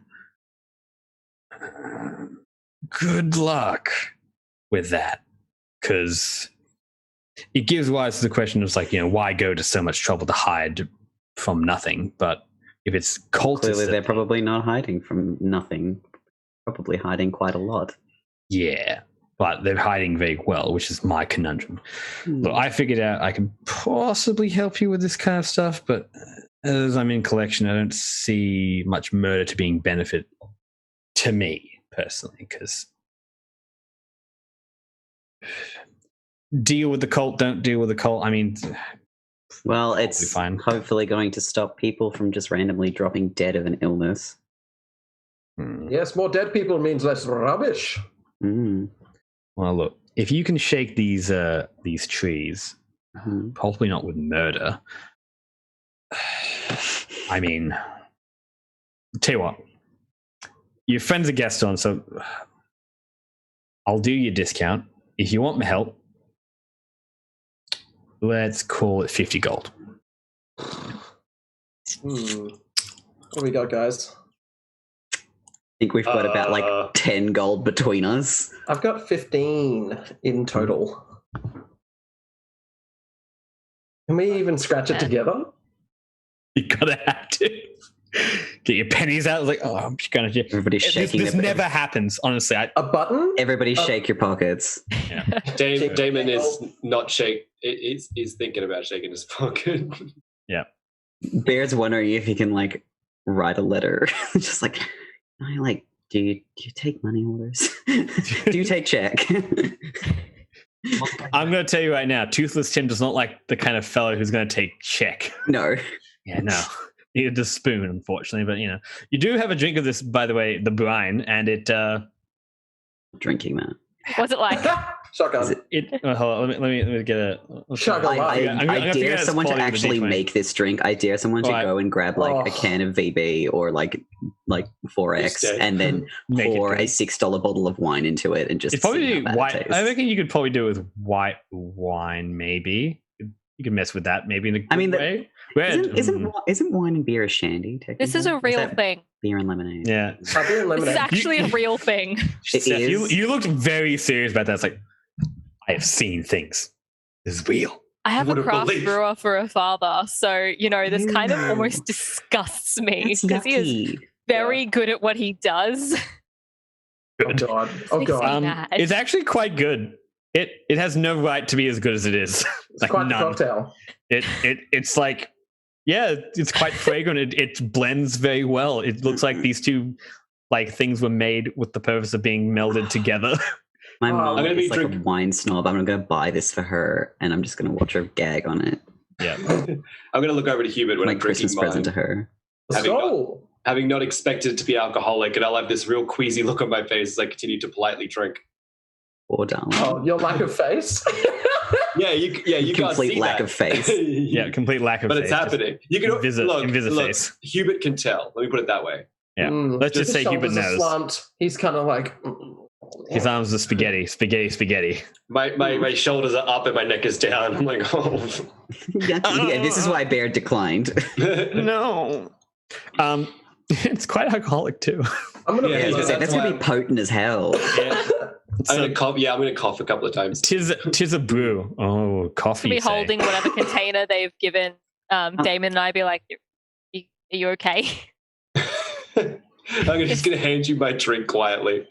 Right. It's holding two now. Like, instead of shaking down our pockets for 50 gold, can we come back to you at the end of the day, potentially with 50 gold? Yeah, of course. Yeah, that's fine. Damon walk forward, and he'll.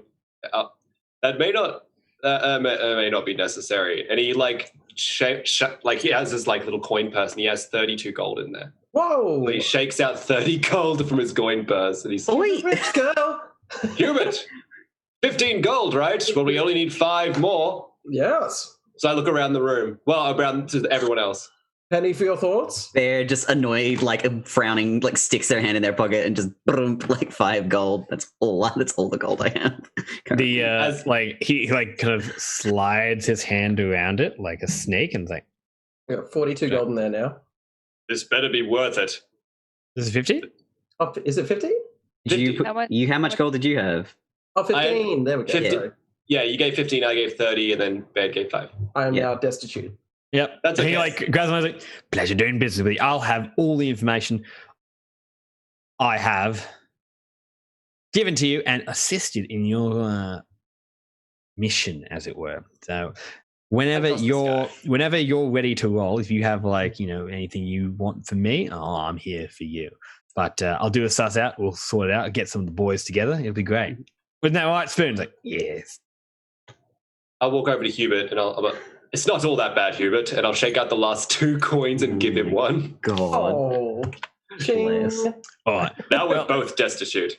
Well, if you have nothing else to do, I would suggest having a lovely constitutional around the town. It's Yes, with all that money that we have left over.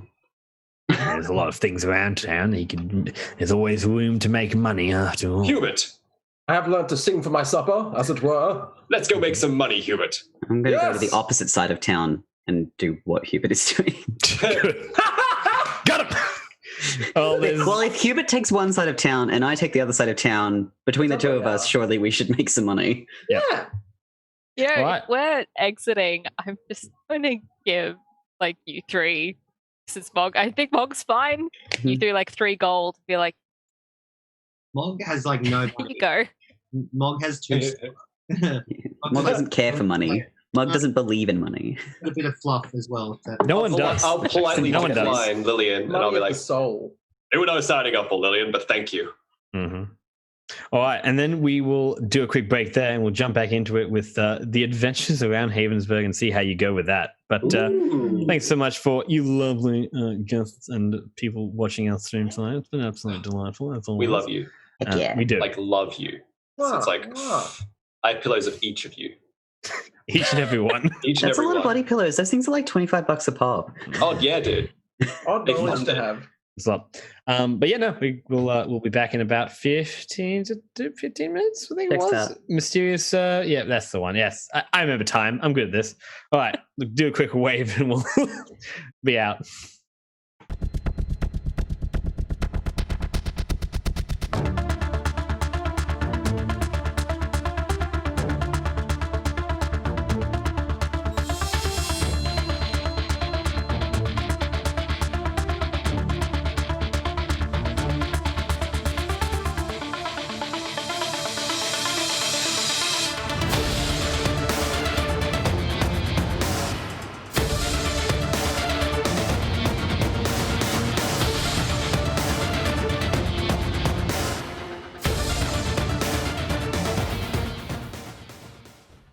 Sean Sunday's player screens, D&D player screens arrived today, and going to do a quick unpack.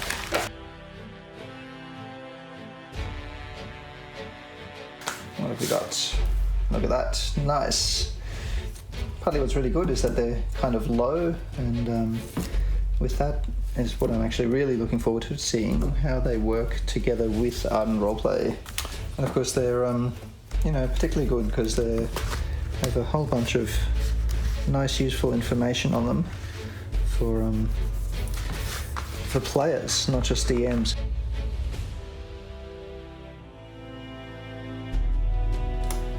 If the GM puts down a card, you can still have a really good view of what's going on in the space.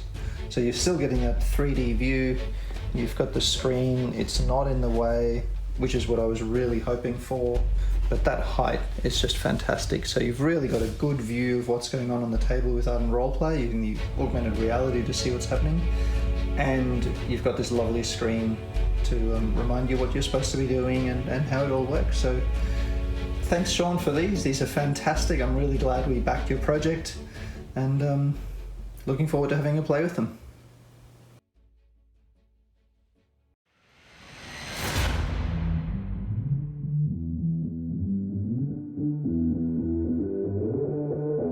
Having something that you can kind of physically see and be like, this is what it is, this is what it looks like, is a very simple way to just keep story flowing.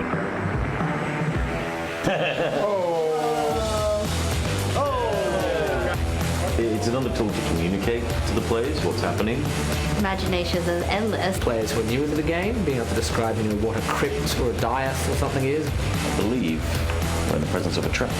With this, it's like, oh, this pops right up on my screen and I can see all this stuff. I don't need to tell anyone about it. That is amazing. That's so good. Oh yeah, look at that. Dang. To have that visualization right there.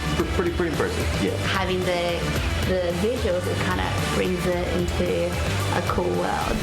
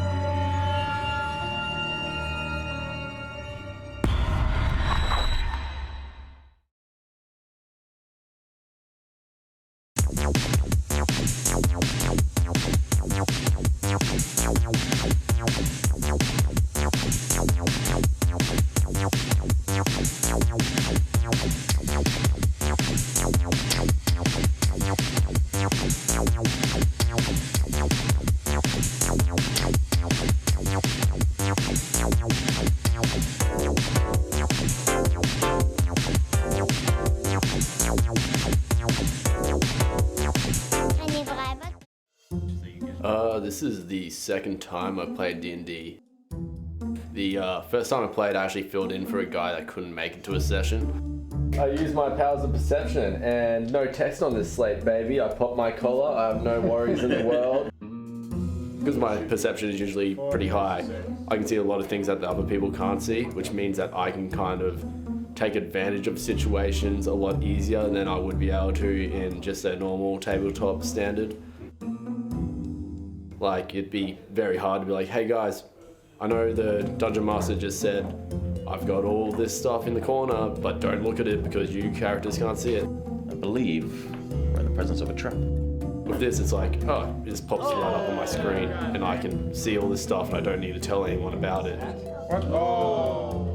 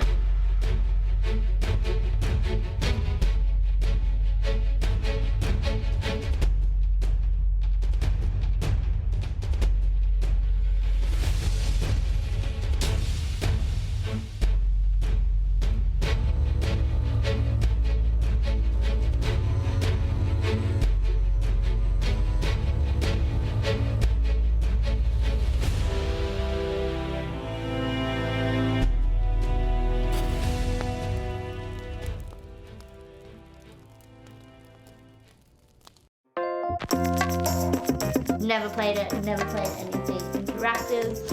It was always on my bucket list. I've always seen it on movies. My friends play it and I heard that it's like really immersive and that it can last for months. Oh yeah, look at that. I couldn't fathom how gameplay works like that. Like tailoring that some people could see certain things and then like other players couldn't. When they said it's all your imagination, I'm like, what? Like anything? I'm gonna run up to one of them and like hook my bow over its head, draw it back, and like decapitate. Imagination is endless, and I think having the visuals, it kind of brings it into a cool way.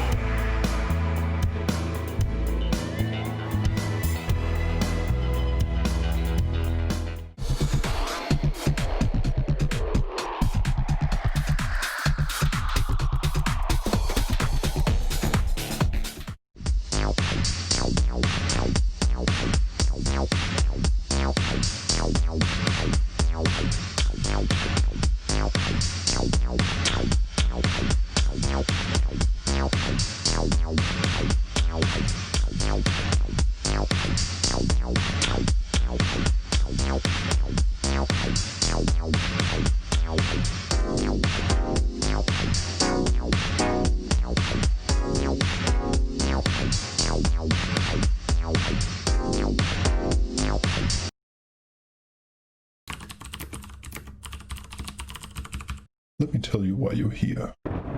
What if I told you you could mix augmented reality with your RPGs? You take the miniature, the story ends. You keep scrolling and believe tabletop games are limited to physical models. Download Ardent Roleplay. You stay in Wonderland, and I show you how deep the rabbit hole goes. Remember, all I'm offering is the chance to add something new.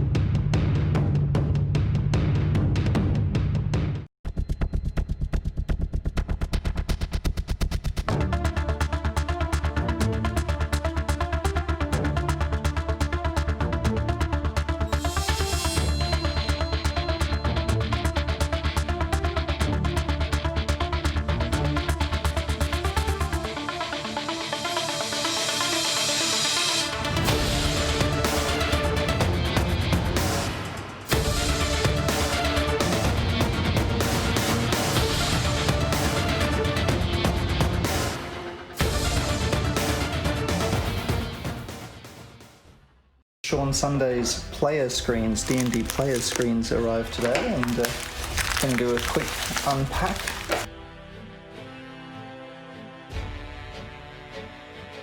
What have we got? Look at that, nice. Partly what's really good is that they're kind of low, and with that is what I'm actually really looking forward to seeing, how they work together with Ardent Roleplay.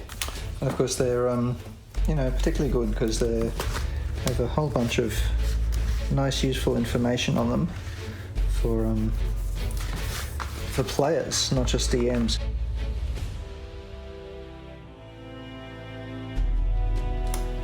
If the GM puts down a card, you can still have a really good view of what's going on in the space. So you're still getting that 3D view, you've got the screen, it's not in the way, which is what I was really hoping for, but that height is just fantastic. So you've really got a good view of what's going on the table with Ardent Roleplay, using the augmented reality to see what's happening, and you've got this lovely screen to remind you what you're supposed to be doing and how it all works. So thanks, Sean, for these are fantastic. I'm really glad we backed your project, and looking forward to having a play with them.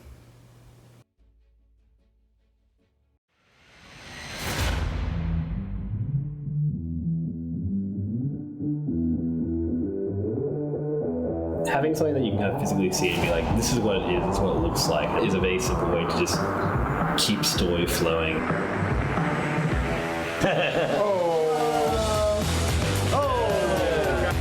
It's another tool to communicate to the players what's happening. Imaginations are endless. Players who are new into the game, being able to describe, what a crypt or a dais or something is. I believe we're in the presence of a trap. With this, it's like, this pops right up on my screen, and I can see all this stuff. I don't need to tell anyone about it. That is amazing. That's so good. Oh yeah, look at that. Dang. To have that visualization right there. Pretty impressive, yeah. Having the visuals, it kind of brings it into a cool world.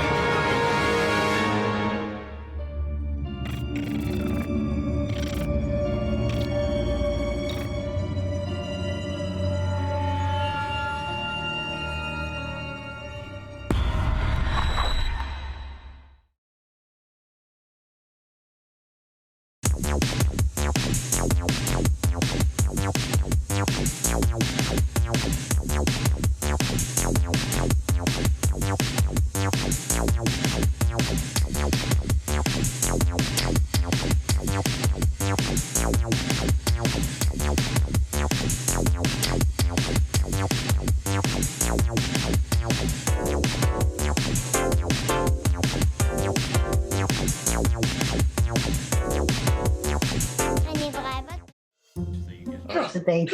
Show me the baby. Jesus. Doing the baby. Right, we're back. Hello, welcome. And we're going to just jump straight into it. Okay, we're in Havensburg. Let's go. We got the babies. We have a special guest. Go the stream, the baby. Yeah, say hi, Lula. He looks like arsehole to me. She is an arsehole.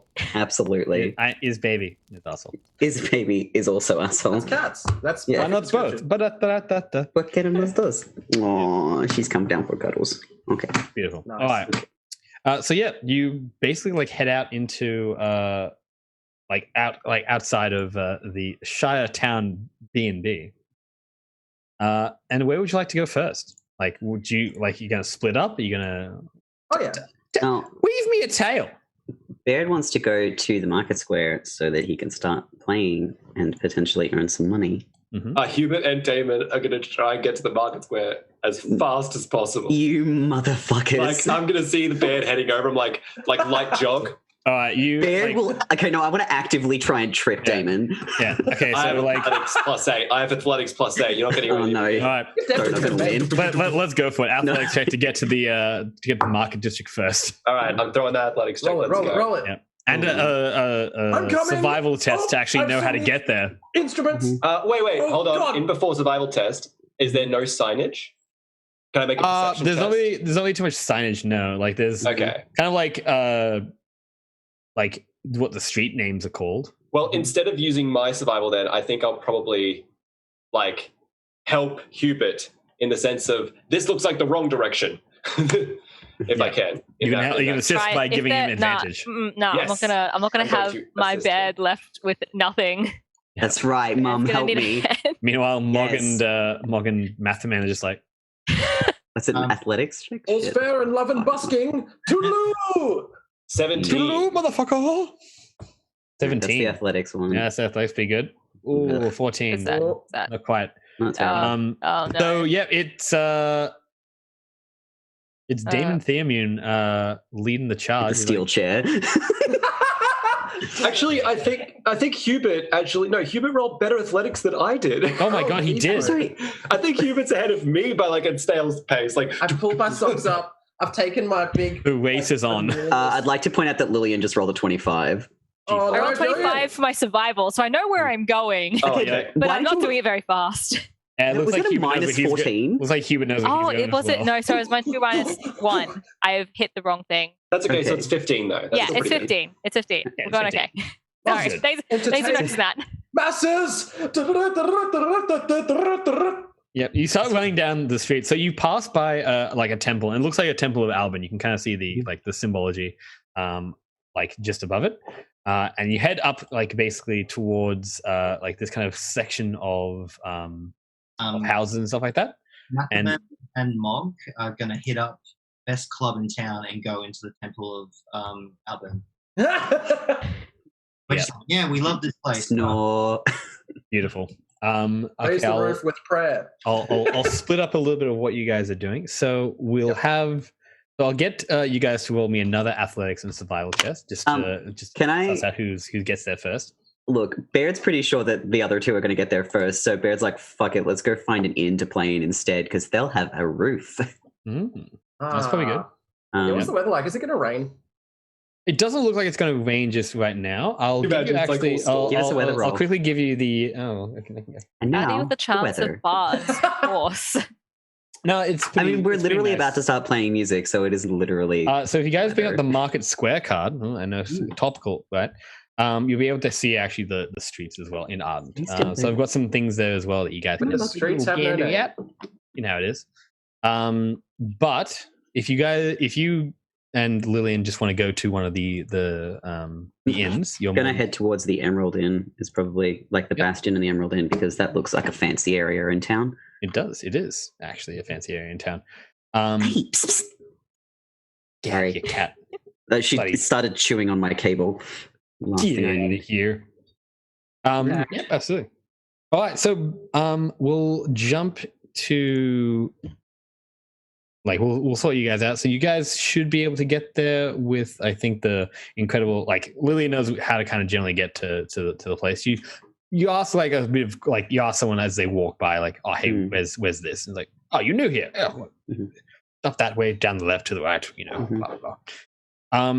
As you kind of look around, you do notice that there are guards with a small insignia of an eye and a sword that kind of walk around most of the streets in pairs of like in twos, and sometimes they are accompanied by what appears to be like a plague doctor, like a kind of like with a mask and that kind of stuff, and they seem to like kind of walk side by side. We do a little insight check to figure out who these guys are. You may indeed. Sword emblem people. Can I do a history check? You may. You do a knowledge religion check if you'd like from the sword and the eye. That's my best. Unless I can do a Arcana check, but I don't think that counts. No, religion check is fine. I mean, you can do technically anything really, like because you're a bard. Yeah. Jesus. Negative. Like you've never seen that before. I even stopped learning. Oh. Yeah, you've anti-learned. Yeah. You knew what that was, Mog. And now I don't. No, you do not. You're like, I do that all the time. Never seen it in my life. I know that. No, I don't. Nah. Not a single thought in his head.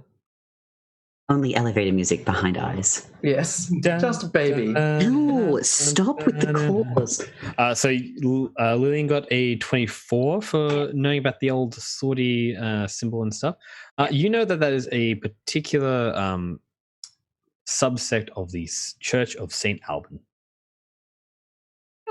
It's like you recognize the symbology that basically eyes and swords, big energy for the Church of St. Alban, but it's specifically the orientation of what it is. It seems to be a militia kind of around that kind of concept.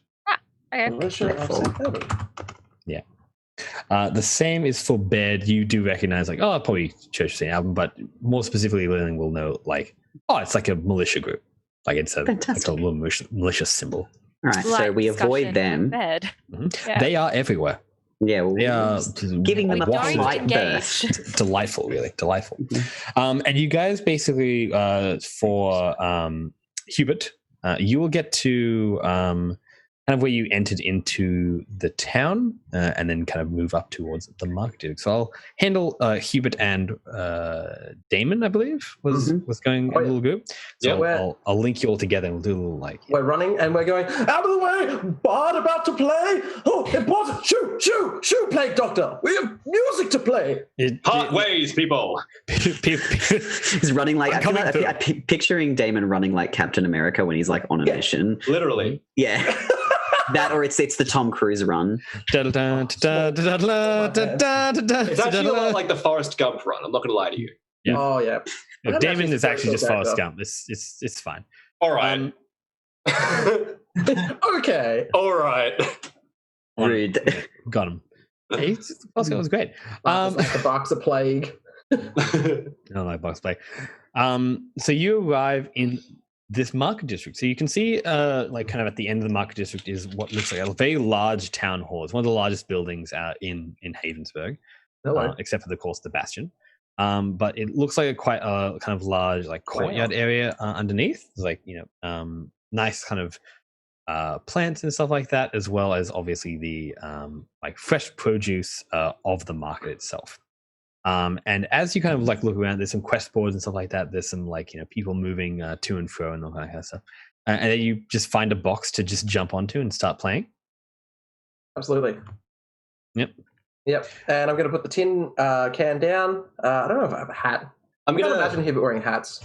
I'm going to stand. He seems like a hat man to me. Does seem like a hat the big ostentatious kind of hat with a feather in it. Big. Okay, one of them. This man does hats. Okay, first of all, I'm gonna have to find some kind of. Is there like some kind of water pail or bucket around? There is a market. There's a well in the middle of the market. No, like a small one. Bring me the well. One that I can carry. There's a bucket next to the well. Yes. Well, I'll grab that. I got to throw it over my head because I look like a monster. So I'm going to throw that over my head. And I'm going to come back over and holding it so my mouth is still facing outward a little bit while I yell. I'm going to be calling out to the crowds. Come on, come all! The great Hubert! Come one, come all! You while see like Hubert a sets his stuff up. you see like a Ian's guy like you marker. see like kind of like a dwarf like kind of look over like towards the well, look for the bucket, and they're like, so do you? And it's like, my bucket.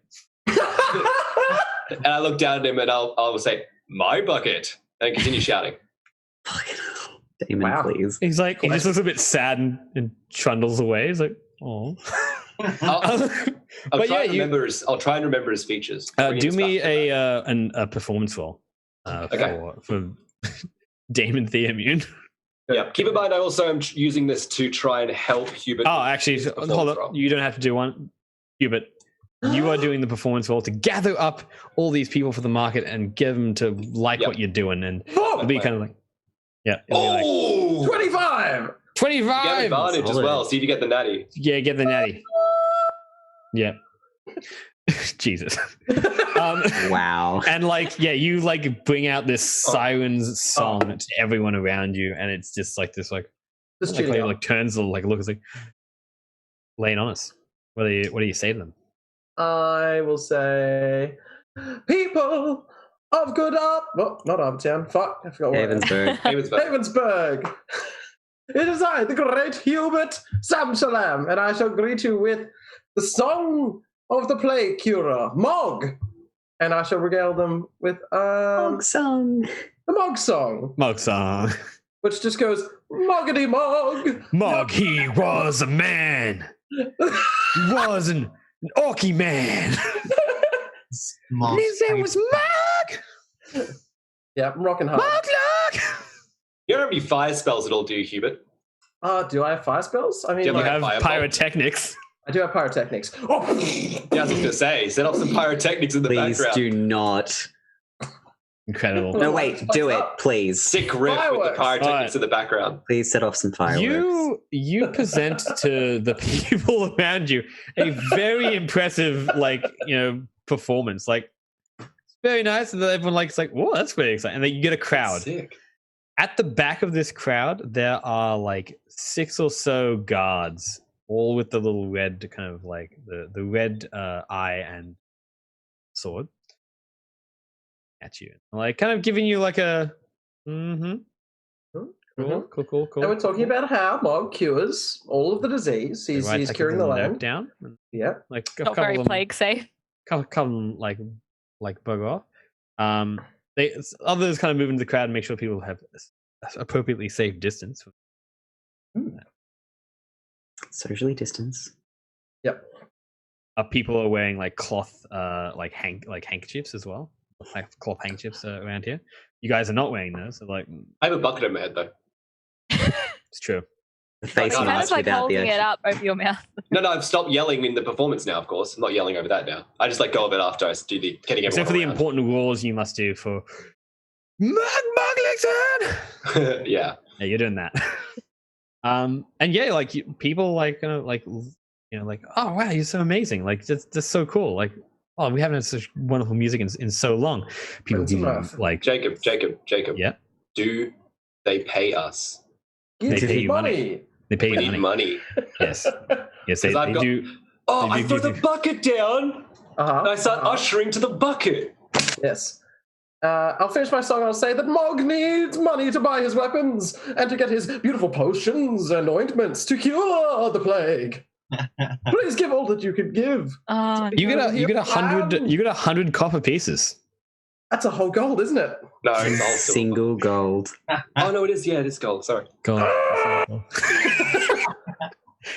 Hold on. And you get like 2 more gold. Yeah.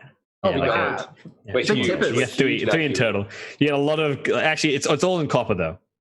Perfect. I'll carry it. Don't worry, Hubert. This is like one of those people who pay exclusively in pennies. Little town with little people. The little jerks. Up to What's the last coppers? Because there's some rules for how you actually get money, and it takes you a week to get a lot of money. Yeah, okay. That was quite good. 3 gold in one day. That's not bad. Mm-hmm. And like someone comes up to you and says, "Are you going to join the competition?" What competition? Absolutely. Yes. Okay. I think that was really cool. I was just wondering if you're going to join the competition or not. She seems like a fruit seller. Like, you don't know what the competition is? No, do. Oh, it's from that woman, the half elf singer, Genvolio, the miner, she's quite good, I hear. The one and only. Yes. You can do me a roll to know who Genvolio miner is. Okay. History? I don't even. I'm just looking at it with the 1,000-eye stare. The 1,000-eye stare is like. I'm just not listening. I'm not really paying much attention. Oh. Are you one of them clerics? Me? No. It's like talks to Damon. Is like, oh, what it might be. No, I'm just here to help people. Why do you? That's what I do. Why do you have a bucket on your head? No. I would have the coins in the bucket, so I would have the fucked up face. Blur face. The blur face. With my long hair. Why do you look like really bad porn pixelation? Sorry. Why can't I see your face? It's like arcing question, like, oh. But yes, what did you get for your history? Ooh. Bad. Ooh. We have no idea what they're talking about, Jacob. I will make up that I did support her on her Cross Naminar tour back in 1475. You have a plus. You can't have a +0 to history. It's physically impossible you have a +0 to this roll. Don't know how. Well, you can have a +0 stat and not be proficient in it, right? To intelligence. Jack of all trades. Oh, I'm -1. -0. That's why. I'm -1 intelligence. Oh, there you go. Nailed it. -1 intelligence, and then your proficient will be a +2, right? Yeah, because it'd be a +2, yeah. You have +3 proficiency right now. Yeah. Right? Yep. Yeah. Okay. Hubert's just like, folks are dumb, where I come from. Hubert's got a -3 intelligence. It hurts me. I'm just doing what the D&D Beyond channels. When to flow. Honestly, 7, let's just, +0 is fine. Let's just. Number 7. It's fine. 7's It's fine. One of my favorites. Give him the 7. Let him have it. You're like, you've never heard of her before. No. Oh, no. Yes, absolutely. Hubert lied, remember, and said he did. Yes. How's he going to respond to that? It's like, oh, well, you should go to the performance. I think it's happening tonight, actually. Where tonight? And I'll get quite close. Oh, I've forgotten. I'm not really sure. There's like a lot of pressure. He's like, I think it's at one of the inns. I forget which one. Thank you for your information. I'll like smack her on the back and I'll grab a handful of copper, like 7 copper, and put it in her hand. Oh, thank you. I need that money. Bed, I don't hear bed from all the way She kind of looks at you, like looks at your face. You just hear Baird's voice in the back of your mind being like, we need that money. It's like Bear comes through the clouds. More money. David, no. I need to get telepathy so that I can ridicule Damon from across the way. There's a new feat in Tasha's that lets you be telepathic. Just jumping in there. I'm going to write down with an enormous quill. Pepper that in there. I'm going to write down the notes that I must compete tonight and show up everybody. I'm also going to sign all of her fruit with my name. Yep. Do you ask her first, or you start saying it? I'm assuming. Yeah. I'll sign your fruit. When you do that, I'll kind of like politely stand he like step in as well, like step in the way. I imagine this is being done with a peacock feather as well. Like this is it's really bent and horrible from all the travel, but it's the one that he keeps in his hat, so it's actually not too bent from travel. Yeah. So it's actually a quill. Yeah, okay. I got you, buddy. Yeah. I know what you're about.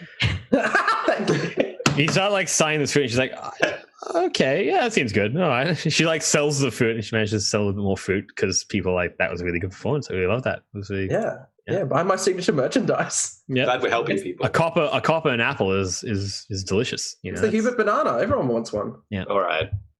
Yeah. Anyway, and yeah, so as you're kind of like in the market district, there you do see a kind of a curious individual walk past. He's one of the plague doctors as well, and he has like this really beautiful, ornate looking iron mask. He's kind of got these like kind of robes, and he walks towards the town hall and is greeted by kind of guards as they bow towards him as he enters. It's this kind of little bit of ceremony to it, as if like he's someone of relative importance, and he kind of passes through and into the town hall. just for your information. We'll then move over to Lillian in bed. That's a fun adventure for the whole family. Yay. All right, so you get to the Emerald Inn. So I'll give you the quick, Tell us. Well, give that to everyone. It's the Guardians there, so you can have a look at the Guardians card. It's the lovely inn, as the inn is wont to do. And then you head on inside. Now, there's quite a few people, obviously, in this particular inn. As you move into the kind of like it seems to be like the kind of start of the town for most people, and they're kind of all discuss and chalk, and it's relatively sullen as far as a feeling of like obviously the town itself, but like people are kind of chatting and dancing a little bit to some a kind of bard in the corner who's plucking at an instrument. He seems like a bit of a like got a what's it called? The large flute thing. What's a cello? Flute? Did you say a large flute? It's a big ass. It's like the double bass of flutes. Oboe. Yeah. An oboe or an oboe. Clarinet. Clarinet. That's the one. That's there you clarinet. go. That's the one. Clarinet. He's playing. He's playing a clarinet. It's like kind of like interesting. Yeah. Mm-hmm. Alrighty. Well. Okay. Bears are sort of going to wander over to this lovely gentleman, and I'm trying to decide what if I'm going to be polite about it or if I'm just going to go straight to being a dick. Knock him out. Why would I knock him out when I have spells? Bear's just going to wander over and ask if he would like accompaniment or to take a break. He continues playing the clarinet and kind of like Lordy. Kind of continues playing the clarinet. It's very soothing. It's not very it's not like the most amazing clarinetist you've ever heard in your life, but it's quite good. It's quite a skilled clarinetist. He's like, there's like zooming, like chilling. Looks at you, like doesn't respond to you because he's playing the instrument still. Yeah. Yeah. He's like aware that it requires your mouth to play. Yeah. You can do me an insight check to kind of really suss him out if you want. Yes, I will do. Give me the old suss. Be like, okay. Better roll. See what we get. Please, for the love of God, can I just roll something decent? Nope. Yeah, he's like, he's playing the clarinet. You can't talk right now. Sorry. You understand. You're a bard. Yeah, except Baird is a bard, but Baird is also a dick. I'm going to use Charm Person. I'm going to make him leave. Go for it.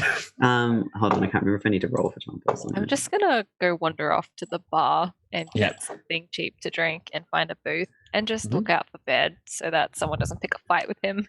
One sec to check my things. Yep, there's a kind of stocky dwarven male who is at the bar. And he's like, "G'day, how's it going?" Yeah, not bad. What you got? I got beers, we got wines, we got good times. What can I do for you? Just a beer, thanks. All right. Would you like the emerald beer, or you want the dwarven stout? What are you feeling? Got give me two an options emerald. there. Give me an emerald. All right. Pours a beer, hands you a green beer. Oh, nice. It's quite nice, isn't it? Oh. It's got a herbal tone to it. I'm looking forward to it. It's How quite much nice. do I owe the good man? Copper will do. Awesome. Unless you plan to be having a bit of a meal, we're supposed to do a meal deal for you. You're still a piece at that point. Not in the moment. That's all right then. Well, all right. Well, enjoy, and you do know the rules, obviously, with the social distancing and such. Yeah. I can assume, but can you refresh? Yeah, keep an arm's length, love. Just best way to do it. If you need to stand, you need to stand, but just position yourself appropriately. Just good to anyone passing through. You don't want the clerics to get in to get up here. You know. Yeah, gotcha.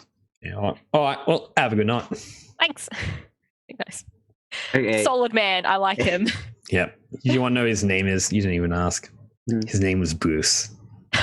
Delightful. Bruce of the Emerald Inn. And you know what? For those of you who might be watching out from different places, there is a place in Australia called Emerald, and it is beautiful. Beautiful. Beautiful. But I very live like Australian. an hour away from it, and it's fantastic. It's a nice very Australian from what I understand. Very there's a lad called Boost there. Is that not the case? It's like quaint country town Australian. Like it's but yeah, it's a nice area. Give me a good lad named Bruce and Emerald. I can There's also a really, really fantastic bakery there. Oh, the Emerald Bakery. It's famous. It is, and it's fucking delicious. I'll have to go there at some point. But yes. Everything. Okay. My brain can't there are now I can't figure out if I actually need to if I actually need to roll for charm person, because I know he just needs to save. Yeah, it's a wisdom saving throw. Just passing over to Lillian here. What we got? We got 13. Fail. Like he's charmed. He like pauses his lazy. Bear just smiles potentially to Lillian and says, "May I have a turn?" On my clarinet. Oh, I have my own instrument. Wouldn't want to intrude upon your instrument. Unless you want to share. Does a first. mediocre job of trying to flirt with you. You do know he's flirting with you, but you're like, eh. Is he human? Yeah, he is. Yeah. Yeah, no, Bear doesn't care. Yeah, he's judged, judged and found wanting. Get this human garbage out of him. That's all right. As long as he's interested in me, I don't care. Yeah, he looks like he's from the Republic of Mountain as well. Marion, sorry. Where's that? It is to the south of Dalport. It's like this very large, like kind of merchant and caravanning kind of like civilization, which is known for its republic. Cool. It's a nice little time. But yes. All right. Well, I'm gonna sit down and start playing. Yeah, he gets up and takes a seat and listens to you play. Cool. I'm also going to use that inspiration dice that I have, which is a D6, isn't it? Yes. Cool.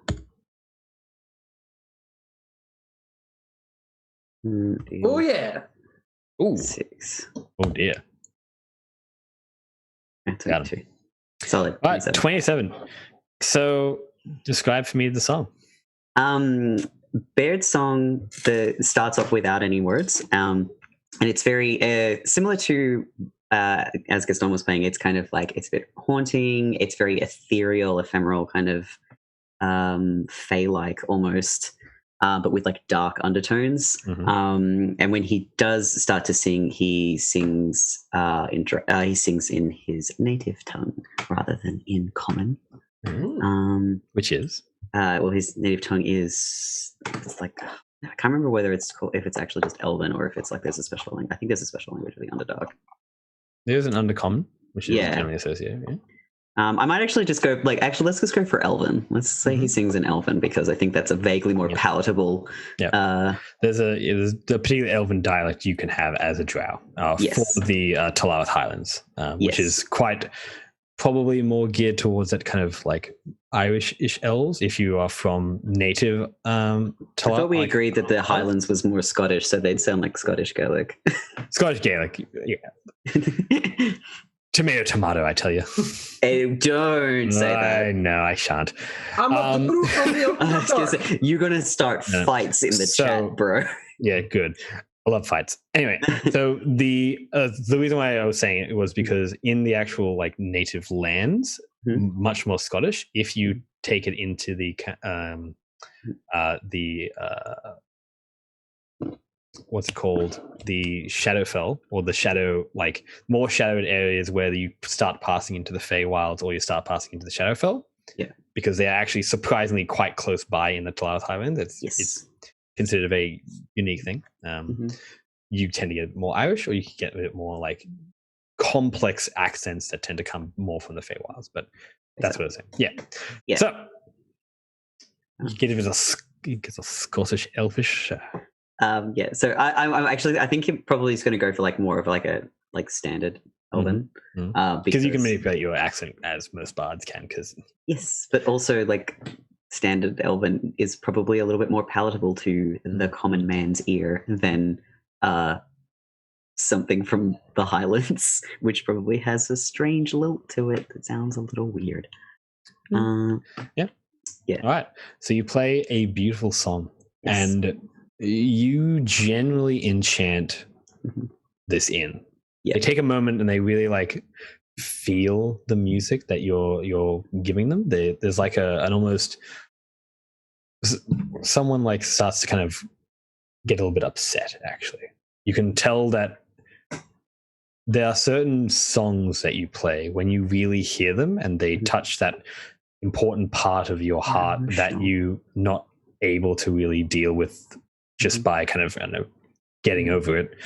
I'm just I'm just pinging on everyone's trauma right now. Yeah, everyone has a little bit of trauma here, and that's okay. You can feel it kind of like ease a little bit, like that easing of being seen and knowing that it's dark, but to give them a little bit of relief as they are processing, he will slip into a slightly more like a slightly softer, like it sounds like a redemption rather than so.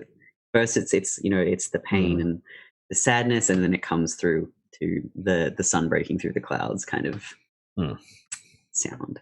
Yeah, and you get some laps. Yeah, he does. He has set up a little pouch, like a little bag to collect coin if people would be so willing.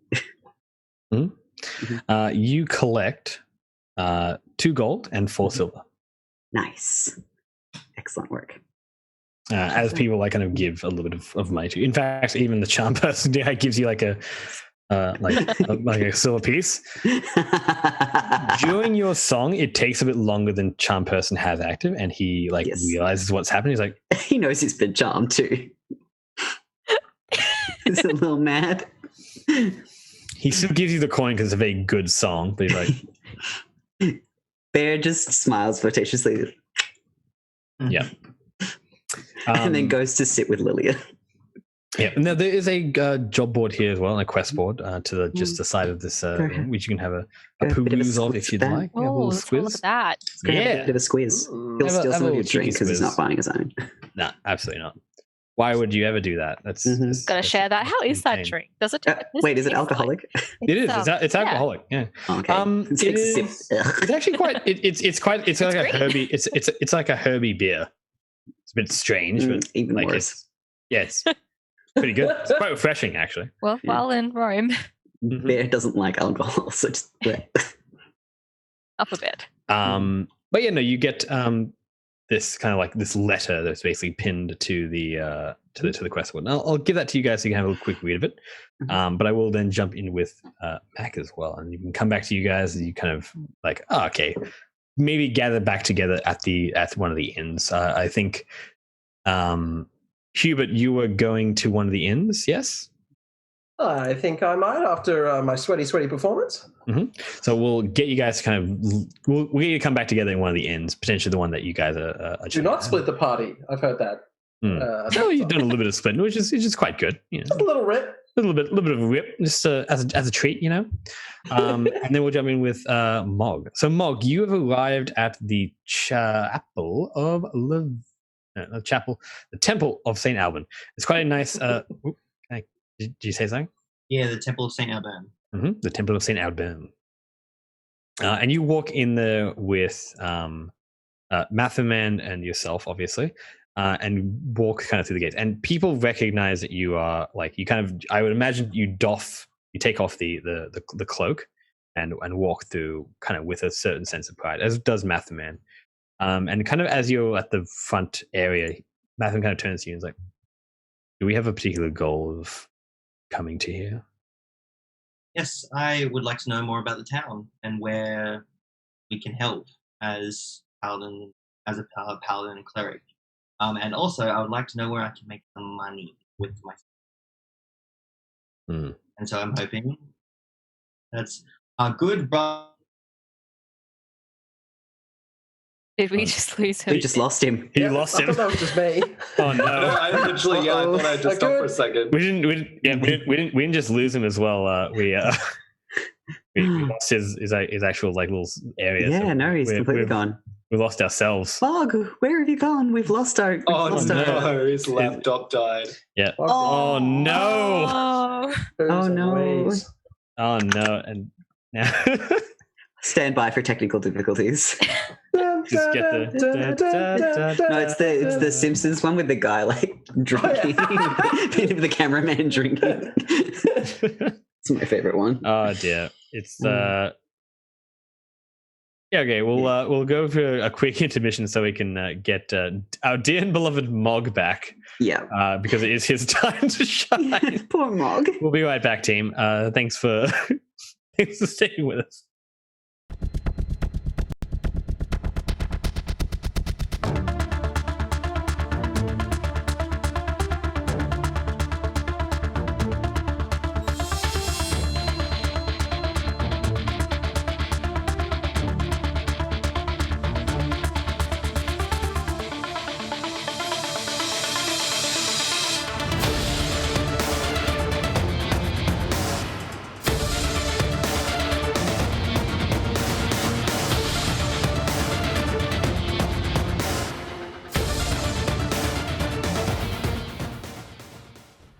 Sean Sunday's player screens, D&D player screens arrived today, and going to do a quick unpack.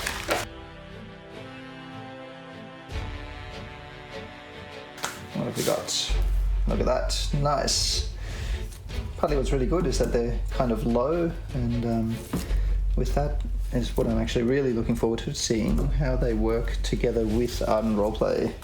And of course they're, particularly good because they have a whole bunch of nice, useful information on them for players, not just DMs.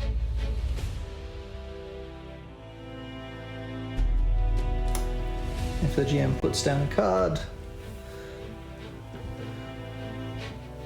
you can still have a really good view of what's going on in the space. So you're still getting that 3D view, you've got the screen, it's not in the way, which is what I was really hoping for, but that height is just fantastic. So you've really got a good view of what's going on the table with Ardent Roleplay, using the augmented reality to see what's happening, and you've got this lovely screen to remind you what you're supposed to be doing and how it all works. So thanks, Sean, for these are fantastic. I'm really glad we backed your project, and looking forward to having a play with them.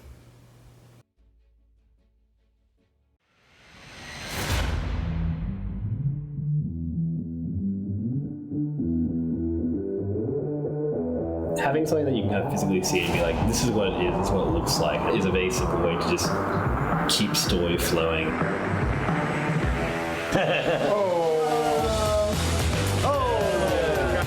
It's another tool to communicate to the players what's happening. Imaginations are endless. Players who are new into the game, being able to describe, what a crypt or a diath or something is. I believe we're in the presence of a trap. With this, it's like, this pops right up on my screen, and I can see all this stuff, and I don't need to tell anyone about it. That is amazing. That's so good. Oh yeah, look at that. Dang. To have that visualization right there. Pretty impressive, yeah. Having the visuals, it kind of brings it into a cool world.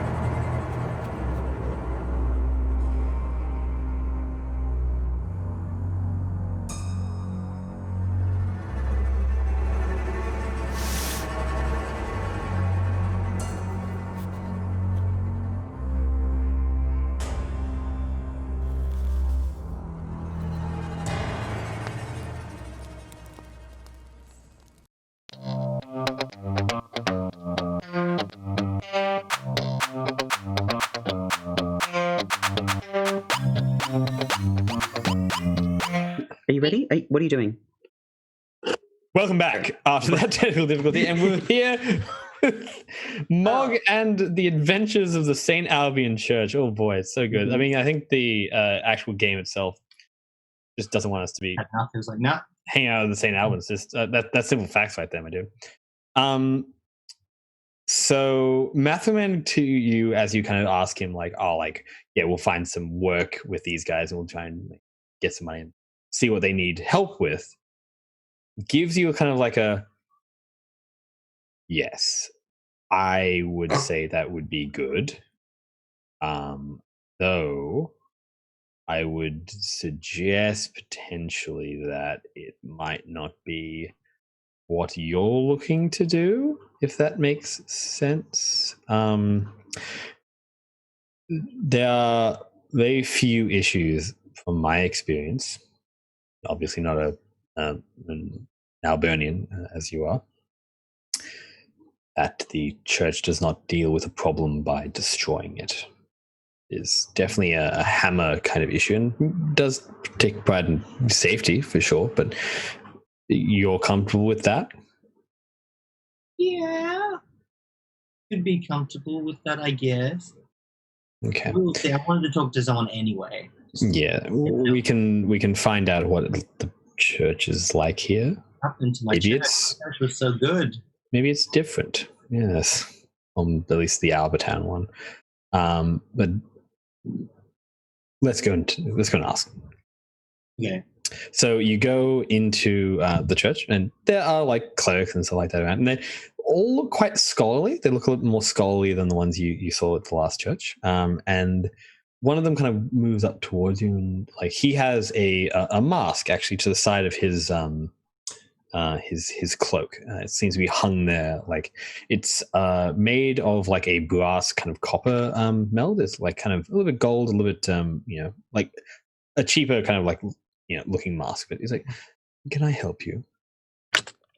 Yes. We are new to this town, and we would just like to know a little bit about it. Of course. Do you wish to stay here? Being a member of our church, after all. Yes, if that is okay. Of course, my child. It's the least we could do for one of our flock. I can give you a introduction to the deacon if you'd like. It depends on what your requirements are. Would you like to see them now, or is later fine? Oh. Please come with me. And he takes you kind of into like the gardens area. It's like a kind of like little area where there's like a fountain, some nice trees and stuff like that, and it kind of like leads out behind to what you can see is farmland. There's like a bit of farming area behind this church. There's like bay leaves, it's like wheat and barley, wheat and barley kind of at the back. Oh, okay, good. And this kind of quite burly looking individual, kind of with a sword and a like this quite impressive looking double-handed sword and a barrel under one of his arms, kind of moves up out from the fields area and kind of gives you kind of a full look. He appears to be a Goliath. He's got this like very like hard cut beard and very stony looking kind of physique. He kind of moves up towards you and is like, "Greetings. I am the deacon of this temple. How may I assist one of you? Both of you?" Yeah. Hello, deacon. What's your name? You can call me Father Albin. Father Albin. Father Albin, yes, I know. Oh. It was a name taken when I joined the church. I left my older life behind and felt it was more appropriate to fully commit to what I plan to do with the rest of my life. So, Albin it is. A very good name, I say. My name is Mog. This is Mathman. And I just want to ask you a few questions about the town and Come. the church. Come sit and we can drink. And he like kind of sits down to the table, cracks the keg, and then pours like grabs up a drinking horn from his side and like offers it to takes a swig, offers it to you and to Mathen as well. I assume we just all You just pass it around, unless you guys have drinking horns on you. No. No, that's all right. But yeah, you pass around, you have a drink, and it's quite a nice little spot of ale. Like it's a nice hearty kind of brew. So what are your questions? What's been happening in the towns? We've come from a couple of other places. Where have we come from? I just feel something like the brain. I can be frank with you. Nothing good. So you see, I interrupted you though. You were saying where you've been? We've come from towns like I've just forgotten the name. Sorry. Arbortown was the first. Arbortown, Thurston. And they're not doing very well. And so I want to know how we're doing here. I know at least about Thurston Town and how it's been dealt with, but I don't really know much about Arbortown. It has been some time since I've heard much from them. But I mean, Thurston Town was a requirement that needed to be fulfilled. It was infected with a great deal, many of the plague, and ultimately the issue being is that there was no way for us to heal them all, and there was only more issues that kept coming into obviously Havensburg, which were infecting more, and so our hand was forced, as it were. My hand was forced. I was one of the deacons responsible for what happened at Thurston Town. Things are not good. Havensburg has found some level of stability, but we are getting reports from the district that we've allotted to being the plagued area that things are not going very well at all. Sorry, I'm more used to dealing with the bards who keep coming to me with questions and asking, what is the manner in which and when will the restrictions be lifted? And yeah, of course, that must be people have necrotized. They have started turning into things that they should not, undead and ghouls, zombies, even a vampire spawn or two, but we do not understand how the plague could progress in such a way. Usually what has happened is they slowly deteriorate over time until about the 2-week mark, and then they start to lose rapidly their health and eventually die from the sickness itself. But there's something different that's happening with these recent cases that we don't understand a lot about. Have you found anything like that in your travels at all? We've come across cultists. I don't know if you've dealt with any cultists. No, I'm afraid I don't really. What do you mean by cultists? I mean, there are cultists around. I understand that is a thing that's going to happen in every civilization, but cultists specifically, In Arbortown, there were cultists sending in plagued food to the town to make it even worse. And one of the a couple of individuals then turned out to be cultists that were making the town more rotten. He looks very concerned by this and kind of looks at Mathman, who kind of backs you up, agrees with you.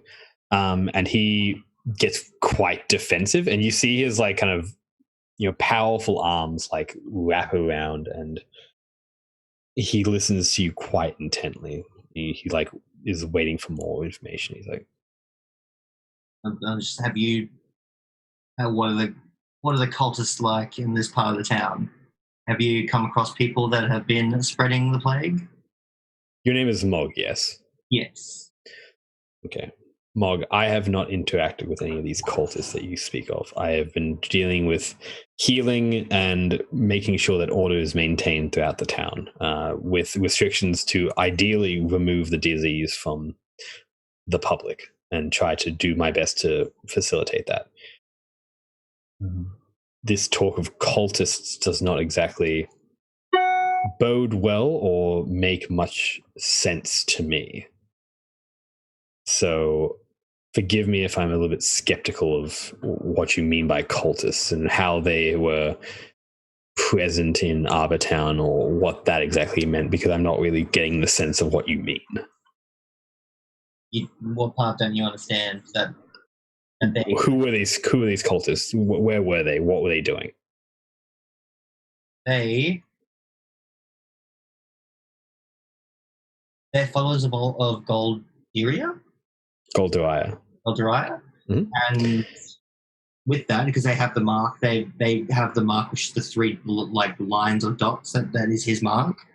And we don't really understand why they're doing it. They're just spreading more death, I assume, to please their god, and it's working because Arbortown is nearly destroyed, and you yourself destroyed another town that was known for having cultists in there as well. No, I destroyed a town that had plague bearers in it, and that was unfortunately something that I had to do. I do not know about these cultists you speak of, but that plague bearers plague bearers were made by cultists, is what you're saying. Do me a quick persuasion check, because you want to get a little bit of yell there. Come on. Come on. He's like, he is not particularly convinced. He's like, can Matthew back me up? Matthew can back you up. Roll me with advantage, actually. He's like, Matthew speaks. He's like, no, don't worry. Never mind. It is true. I've seen them with my own eyes. These cultists are out there, and they are posing a greater threat than I think maybe even the plague might possess. They are instruments to deliver this plague to others, so it only stands to reason that if we get the head cut off from the snake, that the body will die with it, and this plague might be over. And Albin is like,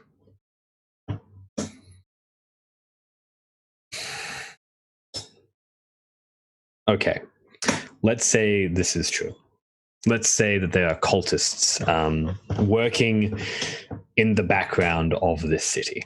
Healthy people. What do you expect me to do about that? Exactly how would you find someone who didn't want to be found and then kill them? Know for certain that the people you were killing were the ones doing these horrific acts to people. We're just going to have to investigate it. See what we can find, because obviously there must be proof that they've done it. And who, if not the church, will do that investigation? You? Me? This cleric of Vanathar? And mathematics a little bit of a excuse me. It's like, well, I don't know you, and I don't know this story that you're spinning. I don't have any evidence to the contrary that what you have to say is anything to do with us here in Havensburg. So what would you want me to do at this point? Like, what do you think is going to really come from this interaction here? Do you want resources, money? Is that... I'll have to get back to you on that. I just thought I'd talk about why I'm here and where I've come from. Very well. I can respect that. I might need to meet certain people if you've got connections. I do. I have connections. I'm a sitting member of the council. Oh, okay, cool. Cool. Yeah. Okay. For now, eventually I would really like those connections, but for now, I guess I just want to work as well. I just come here and I'm quite poor. Well, if you want some work, there are monsters in the plague area that might need killing. So that is a thing I can at least point you towards. I can have a look into this cultist business, but we will have to see. All right. Cool. Well, feel free to take betting down in, like, he kind of points to like a like kind of a long house, basically. Like it's a kind of stone long house for clerics like that to sit down, like to rest in. There are 2 beds in there for both of you, and one of the chaplains can show you to any rooms that you might have. But I will get back to my own work and see what I can ascertain from what you have said. Cool. It has been intriguing meeting you, Mog and Matherman. And then like Matherman's like, yeah. Go ahead. It's fun talking to you. Albin.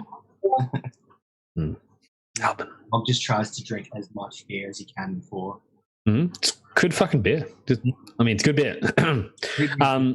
And you head back, and you're gonna head back to the Emerald Inn as well with Matherman. Yeah.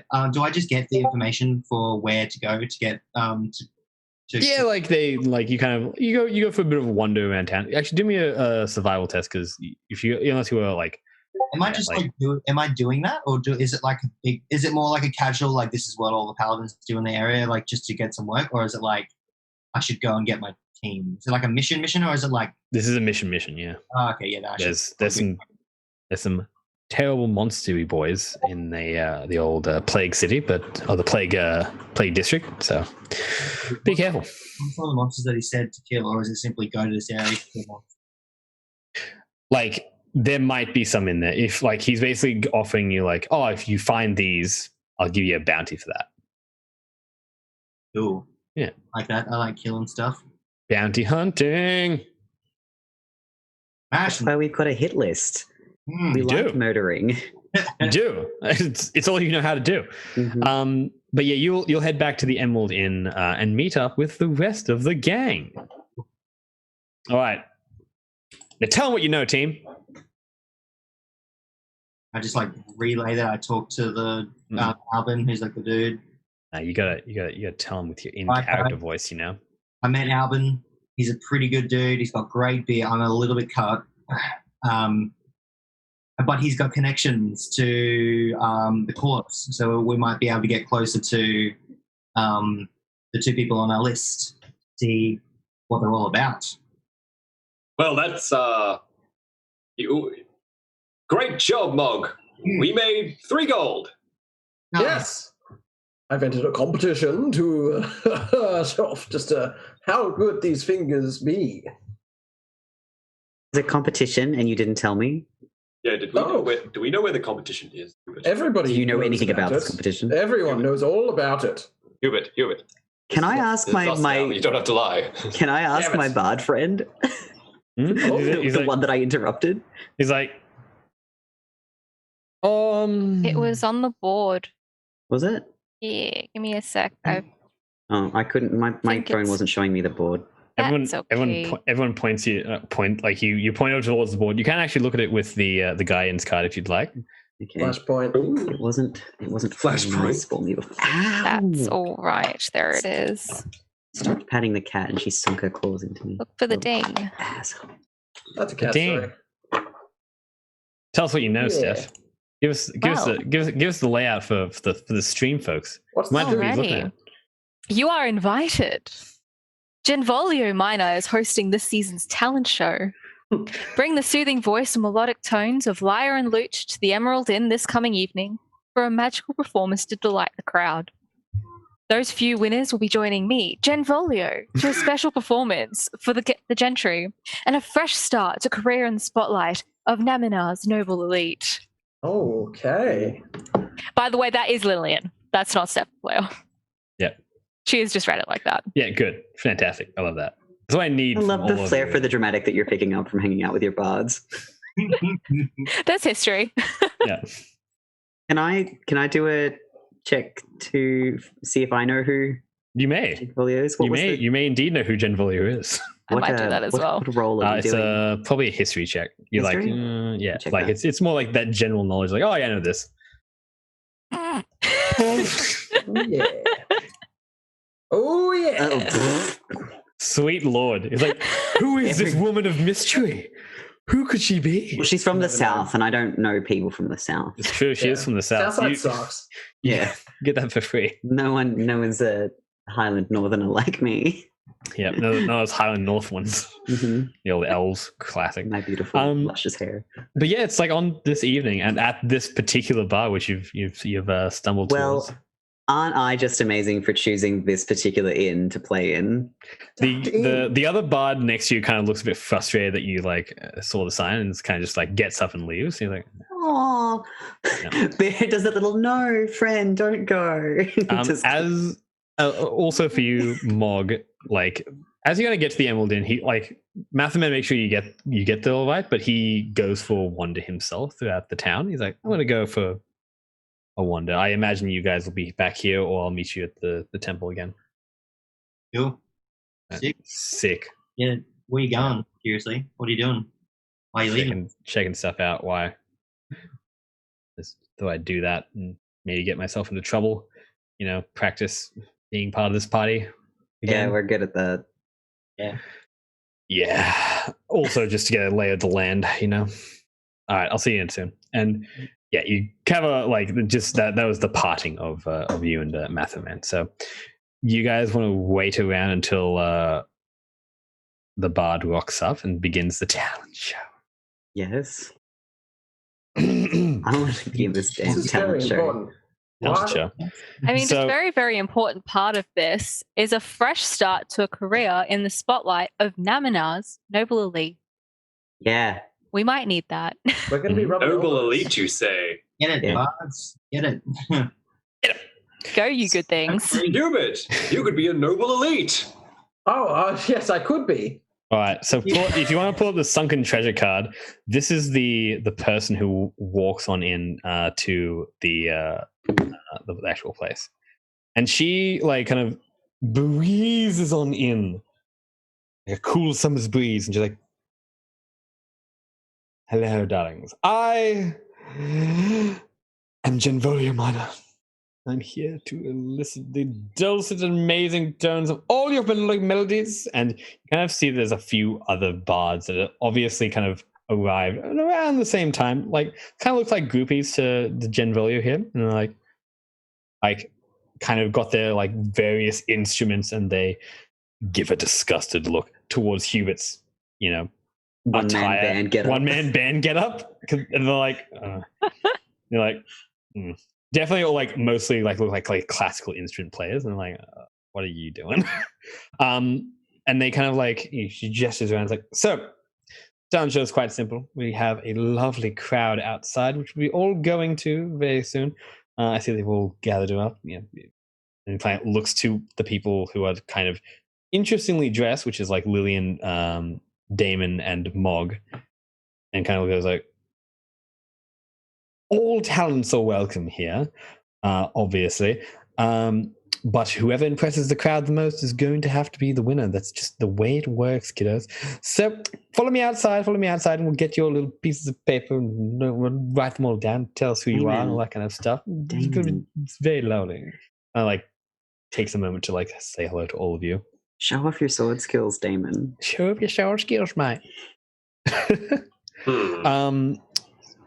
As well, any NPC that I generally give you guys, you can kind of give it a suss out and you get some more information from. I'm going to give you that. I would like to know more about this. Roleplay is all about, this beach. This beach. Tell me more about it.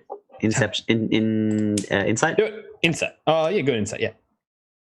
Perception. She brings you guys out. Fuck's sake! That's three nat ones in one game. Sweet lord! Insane. Sweet lord! This is what I get for only doing a role playing game. It's like no, go do combat. Only combat now. You should test if those dice are weighted. I think. Yeah, probably. Yeah. It could be. It could be. I just rolled perception, but I only got 9. Yep, you get.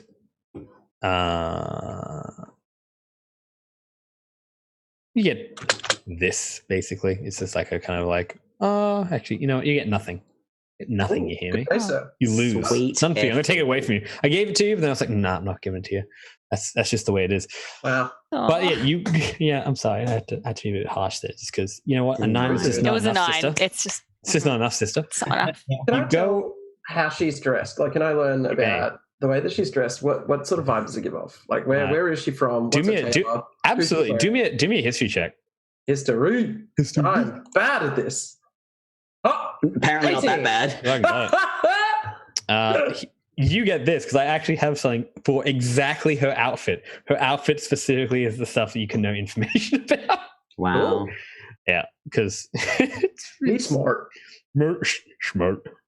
Well, the perception test did not work out, but you're like, ooh, I've got to have a look at her tailor. Looks very fun and fresh. I can see the little tag. So, who would like to join the talent show? Who's joining in for that? She like writes down Hubert. Like she has like an assistant bard. You'd imagine, like just like a kind of like a little scribe guy. It's like, oh yeah, Hubert Baird. Anyone else? Come on, Damon, show off your sword skills. Damon like looks at Baird and just shakes his head. Hmm. Like, Lillian could do a Robin Hood. Yeah, Lillian, show off your archery. It's a variety show.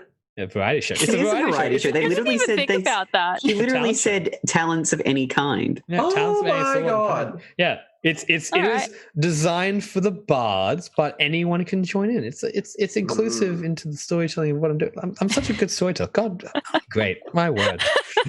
All right, high five fluffed me. up there. Okay, we see you, Jacob. We see you. I'll join this as a Robin Hood style thing.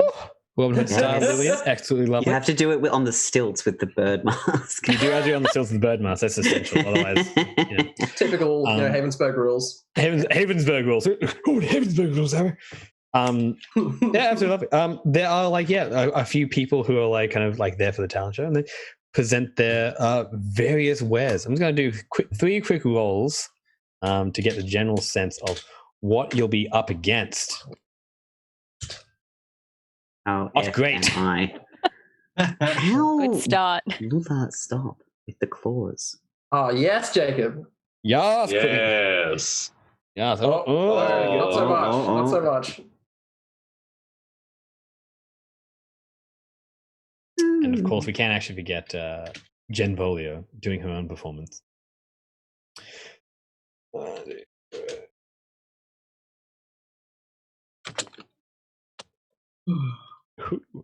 Wow. Checks. No, hold up. And you actually do see Gaston appear. He's like, what up? All right, that should be enough. Oh no! This has been the Nat 1 game. God damn, there's a lot of we Nat have ones. rolled so many Nat 1s. Yeah, Gaston tries to do like a juggling act. Terribly done. Oh, terribly done. He's just he tried his best, but he doesn't. He's all thumbs really. Lillian, shoot the balls out of the sky. Him and Jen Volio give like a look to each other and like, ooh, and you get the. They ever sorted past? Ooh. Oh, what's that? There's something. I'm saying. Jen Volio performs one of the most beautiful songs like that you've in the Witcher has like the that beautiful melody that happens. Mm-hmm. That's it, baby. One of them is like basically this again this a saxophonist. Like there's like this really kind of strange saxophone. There's a hurdy-gurdy player as well, and the cello guy. Sorry, not the cello guy. The clarinet guy tries a nice looking violin and butchers it. And like is booed off the stage. Like it's like apples are thrown at him, and like. Same, not the same for Matheman because he doesn't critically fail, but this guy's a very tough crowd. Baird puts on like a really like sympathetic, like "oh, I'm so sorry" kind of face. Yeah. It's not completely convincing. Yeah, it's rough. Honey, so sorry. You did so well. You tried so hard. But there are various performances. There's like axe throwing. There's juggling. There's archers and stuff like that. Some guy calling himself Bobbin Hood. Bobbin Could. And he like does it right. He's like people are relatively impressive. Then it comes up to you guys. So I'll get Hubert, you to go first. Should we get the best for last? Roll a flutter! Maybe we should get the best for last. Look, I'm fairly certain that Nick is going to roll better than me. So give yourself inspiration first. Give yourself like the what's it called? Guidance. I can do that. I can give myself bardic inspiration. You can. You absolutely must. Honestly. Yeah, Bear's just like while everyone else is playing, Bear's just quietly like humming to himself to give himself bardic inspiration. You gotta get him. Gotta get him, man. Yeah. You have someone else's. Oh, that's double inspiration. Double inspiration. More money. Okay. And after our lovely talent show, then that will be the conclusion of our delightful episode of Ardent Roleplay. I'm gonna do it. Roll I believe in you, honestly. Here's a perception. That performance check. Performance check. We're adding a D6. Oh! It's pretty good. Wow. Jiminy Jillicus. And that's 31. Solid. God damn. This is one of the best performances. And you see Genvolio be like,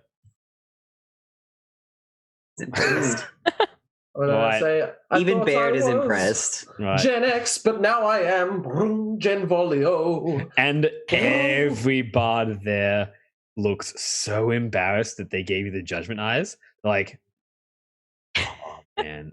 Is it because I'm a sloppy mess? Yeah, it's because you're a hot mess, and like they should have known this being bards that the hotter the mess, the better the performance. Honestly, yeah, that's facts right there. I'm the mess to impress. Baird's accepted that this is a really good performance, and is like gives a real clap. Yeah, there's a real clap. Oh, real? Yeah, clap. There's only two real claps. It's like 1, 2, but it's a for real clap. No, tear. Yeah. So who would like to go next? Would it like to be Baird, or shall we go Lillian? Maybe the best for last. I keep saying that. I'll go next. Yeah, go for it. Okay. That one now. Yep. Well, I'll probably roll on that one. Look at that. Absolutely atrocious. Wait, let me roll my 1d6 as well. I believe in you. At least be a 6. Oh, got him! You do quite an impressive performance. Absolutely. You like rocket real fine, like I was really not expecting you to actually be a 6. Yeah, it was a 20. That's the DC you needed to be the one.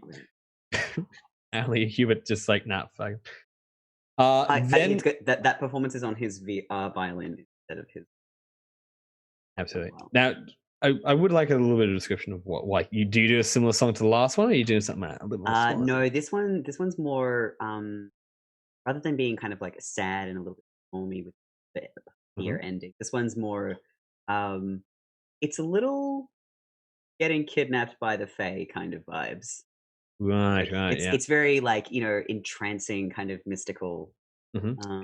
Yeah, not those come little children. Oh, not that song. Yeah, that kind of vibe. That kind of vibe. Okay, spooky as shit. It's spooky, but it sounds really sweet, and it makes it does. Oh, Pocus is such a strange movie. It just it's a I'd say iconic. It's a vibe. It's a vibe. The word you're looking for. Iconic. All right, so then we have Lillian. A final performance. So, what will you be performing for us today? I think Feats of Daring Do. I feel like the clout style thing would be great. Yeah, I feel like you should do like some kind of like ninja like disappearing act. Like, now you see me, now you do not. No, I reckon something archery based would be pretty cool. How about if people are just like get random people from the audience to just throw an apple in the air? Would you like Gaston to help you with your performance? That would be amazing. Because he was doing a juggling act and he's definitely failed his own. He's like, no, I'm just going to help someone else now. He's like, would you like me to be your second? And he gives you gives you a bit of a waggle brow about that. He's like, thanks. Get him on in there. Before? I don't think you've seen eyebrows before. I have to. They look exactly like this. Like, ooh, hello. They're now caterpillars. They crawl away. Yep, surprise. That's how Danfair have eyebrows. They don't have eyebrows. There's caterpillars in there. But yeah, no, he helps you out. He's like, what objects do you like? He like gets some apples, gets some knives, gets some like other arrows to like fire up in the air. You know, that kind of stuff. You tell me, apples. Steph. We're going to do apples because they're nice small little targets, and we can shoot off where it's not going to hit anyone in the audience. And you've got an inspiration, and you're getting help from someone else. I do still have that inspiration. Wonderful. I would also like from this guy, just effect to have use my thaumaturgy. He doesn't mess it up. That's important. Great. He doesn't mess it up at least. I'd like to use thaumaturgy to make it feel like make thunder, sounds of thunder that sound like drums leading up to something. I can't believe you have thaumaturgy as a ranger. Just oh my god. Infernal. Yeah. I was gonna say it's because she's a tiefling. Thunderbolt of lightning, very, very lightning. All right. Roll me your attack with -10. A -10. Mm-hmm. What? Okay. That's rude. That's targets. A lot. Mm-hmm. They little targets, very easy to hit, but very hard to do. So gotcha. Let me look if I've got anything else that helps. Because it's like sharpshooter, basically. You just like sharpshooting. Also, I know you can handle a -10, so yeah. Yeah, wait, hang on. Something has gone missing on my sheet. Where you go? Oh, there you are.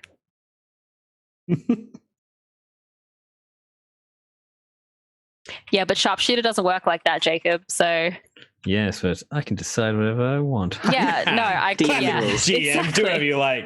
Because it's a damage thing, Jacob. So a -10 sticks me to a -1 to hit now. Mm-hmm. Thanks for that. Rude, Jacob. Rude. I'm rude.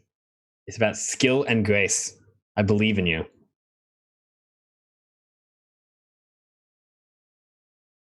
Terrible. Thanks, Jacob. Oh my god! Please, I rolled 0. You took me down past that. Shoot Gaston. You you like raise up the bow and you fire a little bit too quick and it shoots Gaston in the chest. He's like, oh!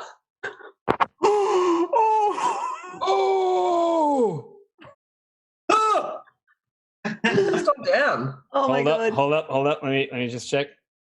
Oh, how much damage? Do I need to roll for damage? Roll the damage. Yeah, roll the damage actually. Do it. Is it +10 damage? Yep.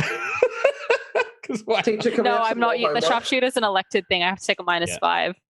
So -5. No. That's my mistake. Shooting -10 then. My mistake. Shooting -5. Oh well. Oh, sorry, I think I hit refresh by accident, so I'm loading back into Roll20. There we go. Thanks for that, hun.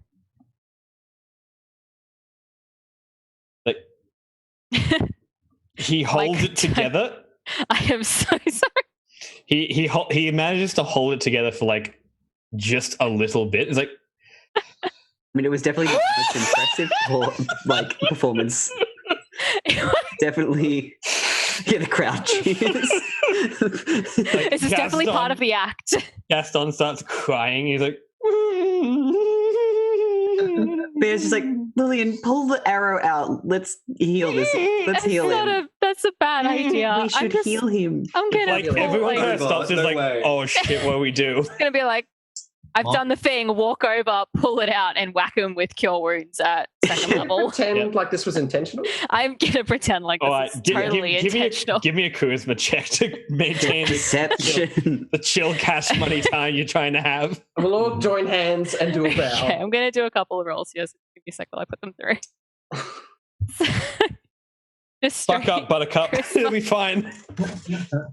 So he's managed. This is what happens when you put me at a -10. Why? Why would you do this to me? She's got the minus touch. Yeah. And you roll the natural 1. I'm sorry, I don't know how to tell you. 0. Womp womp. I'm still processing this. That's my charisma. I've not composed myself very well as I walk over and give all right. Good Gaston just give me a sec. He's getting a heal. So yeah, Gaston is like, okay, let's do this again. And everyone at this talent show is like, dear God, no. Yeah, no, I It's literally okay. boop him and just drag him off the stage. No, because Gaston's like, oh, we'll do it. That's just the first bit. We'll do it again. Well, leaving. It's like, no. And he just like leaves the stage, and then like Gaston just kind of like takes a moment in absolute shame for his natural one, and then his another natural one to not compose himself. As I say, he's like, I'm not. I'm just gonna feel I like, definitely feel like we should drink? buy this man a drink or I'm 10. going to get one, so you're getting one with me. Okay. He's like, he like feels his heart a bit. He's like, it's fine. It's all there. Magic fixes everything. And like Genvolio comes onto the stage and is like, Not sure what just happened. throws a bit of sparkles in the air. It's like, and that's the talent show, people. And now we have, by popular demand, our winners. Are we ready, team? And they're like, ooh. You voted. You've decided. Ravensburg has elected these two fantastic people. My beautiful self. Genvolio Minor, you've heard of me. The lovely Baird and Hubert. Their amazing performances this evening. So delightful, so enchanting, and what we need out of this upcoming performance. Like brief moment where Baird's eyes go wide and they look at Hubert like they know Hubert's performance was good, but they're still annoyed that he won. Come up to the stage. Got called first, so who cares? Come up to the stage. It's by alphabetical order. Yeah, but I was still first, so it doesn't matter. Yeah, your new name, Hubert, is Arabert. So just A Bert. AA Ron. AA Ron. AA Ron. And yeah, like you're brought up to the stage, like, let's give him a round of applause, and you get like a flowers, and like flowers, and like she like, oh, this is great, and then like poses for like like a quick etching, like one of the bards kind of like with prestidigitation does like this little drawing. It's like, oh my God, that's beautiful. I love that so much. Oh my God. And she leans into your ear, Hubert, and is just like, great job. Don't forget whose show this is. Mwah, mwah, and kisses both of you. Like, let's get drunk. And you guys get 20 gold each. Hey, money. Yes. And you stink. Like she goes over to I assume where Lillian and Gaston are, and we're just like nicking some hard spirit at this point. I can't truly describe what this is, I think, as well, but the look of absolute satisfactory disgust that she ladles onto Gaston is palpable. Like tarry, inky, disgusting, like so glad you're such a waste. So beneath me. Oh my! Everybody loves watching their ex fail. And fail twice, not once but twice. Oh, so good. And cry in public. And gives like you, Lillian, one of those like, thanks, you could do better, honey. You could do better, honey. Just saying. I'm just gonna like, as she's out of earshot, turn to Gaston and be like, where does she live? Because I have a box of matches. Whoa. And you have two bards who know how to make fireworks. You like Gaston could you look like, I could try to figure it out. It's like gives you the let's go do let's gonna look at her house. It's like goes and burns Gonna her go house. set a house alight. He wants to make fireworks with you. Why? Oh. No one gets shot like Gaston. Anyway, and that, I think, my dear and beloved players, will be the conclusion of our lovely game today. I hope you've had a lovely time, and welcome, of course, to Havensburg, fun as it is. Been pretty solid. Yep. Despite so all the nat ones, so many nat ones. The city of nat ones. The session of nat ones. It's a nat one session. Havensburg does not like any of you guys, and I think that someone's. I did fine. I feel like someone's going to die here. Shut it. Silence yourself. But yeah, no, that's it. And we'll be back in I think 2 weeks. Let me just double check my calendar. 2 weeks. 19th. 19th? Yeah, 19th. 19th. We're back on the 19th for the last game probably of this year, because we won't be doing the day after Christmas because we're not crazy people here. That's just sounds logical to me. No.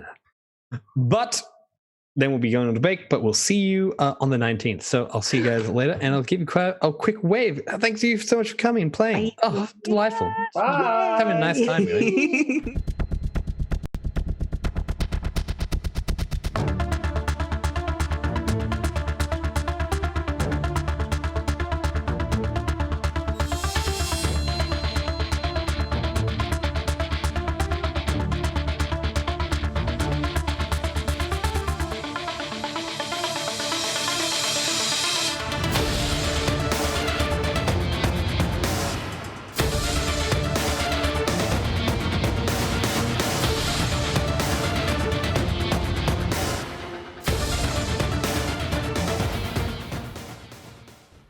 Sean Sunday's player screens, D&D player screens arrived today, and going to do a quick unpack.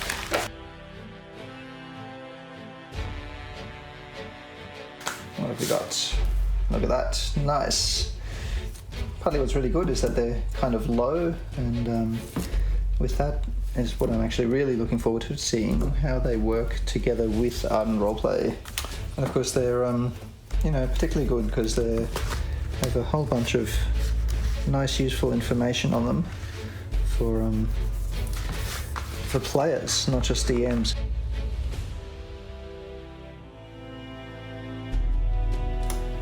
If the GM puts down a card, you can still have a really good view of what's going on in the space. So you're still getting that 3D view, you've got the screen, it's not in the way, which is what I was really hoping for, but that height is just fantastic. So you've really got a good view of what's going on the table with Ardent Roleplay, using the augmented reality to see what's happening, and you've got this lovely screen to remind you what you're supposed to be doing and how it all works. So thanks, Sean, for these are fantastic. I'm really glad we backed your project, and looking forward to having a play with them.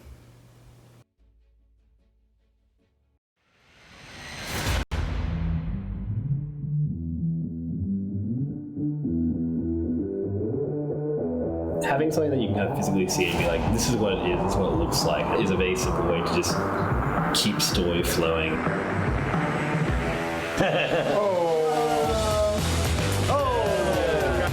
It's another tool to communicate to the players what's happening. Imaginations are endless. Players who are new into the game, being able to describe, what a crypt or a dais or something is. I believe we're in the presence of a trap. With this, it's like, this pops right up on my screen, and I can see all this stuff, and I don't need to tell anyone about it. That is amazing. That's so good. Oh yeah, look at that. Dang. To have that visualization right there. Pretty impressive, yeah. Having the visuals, it kind of brings it into a cool world.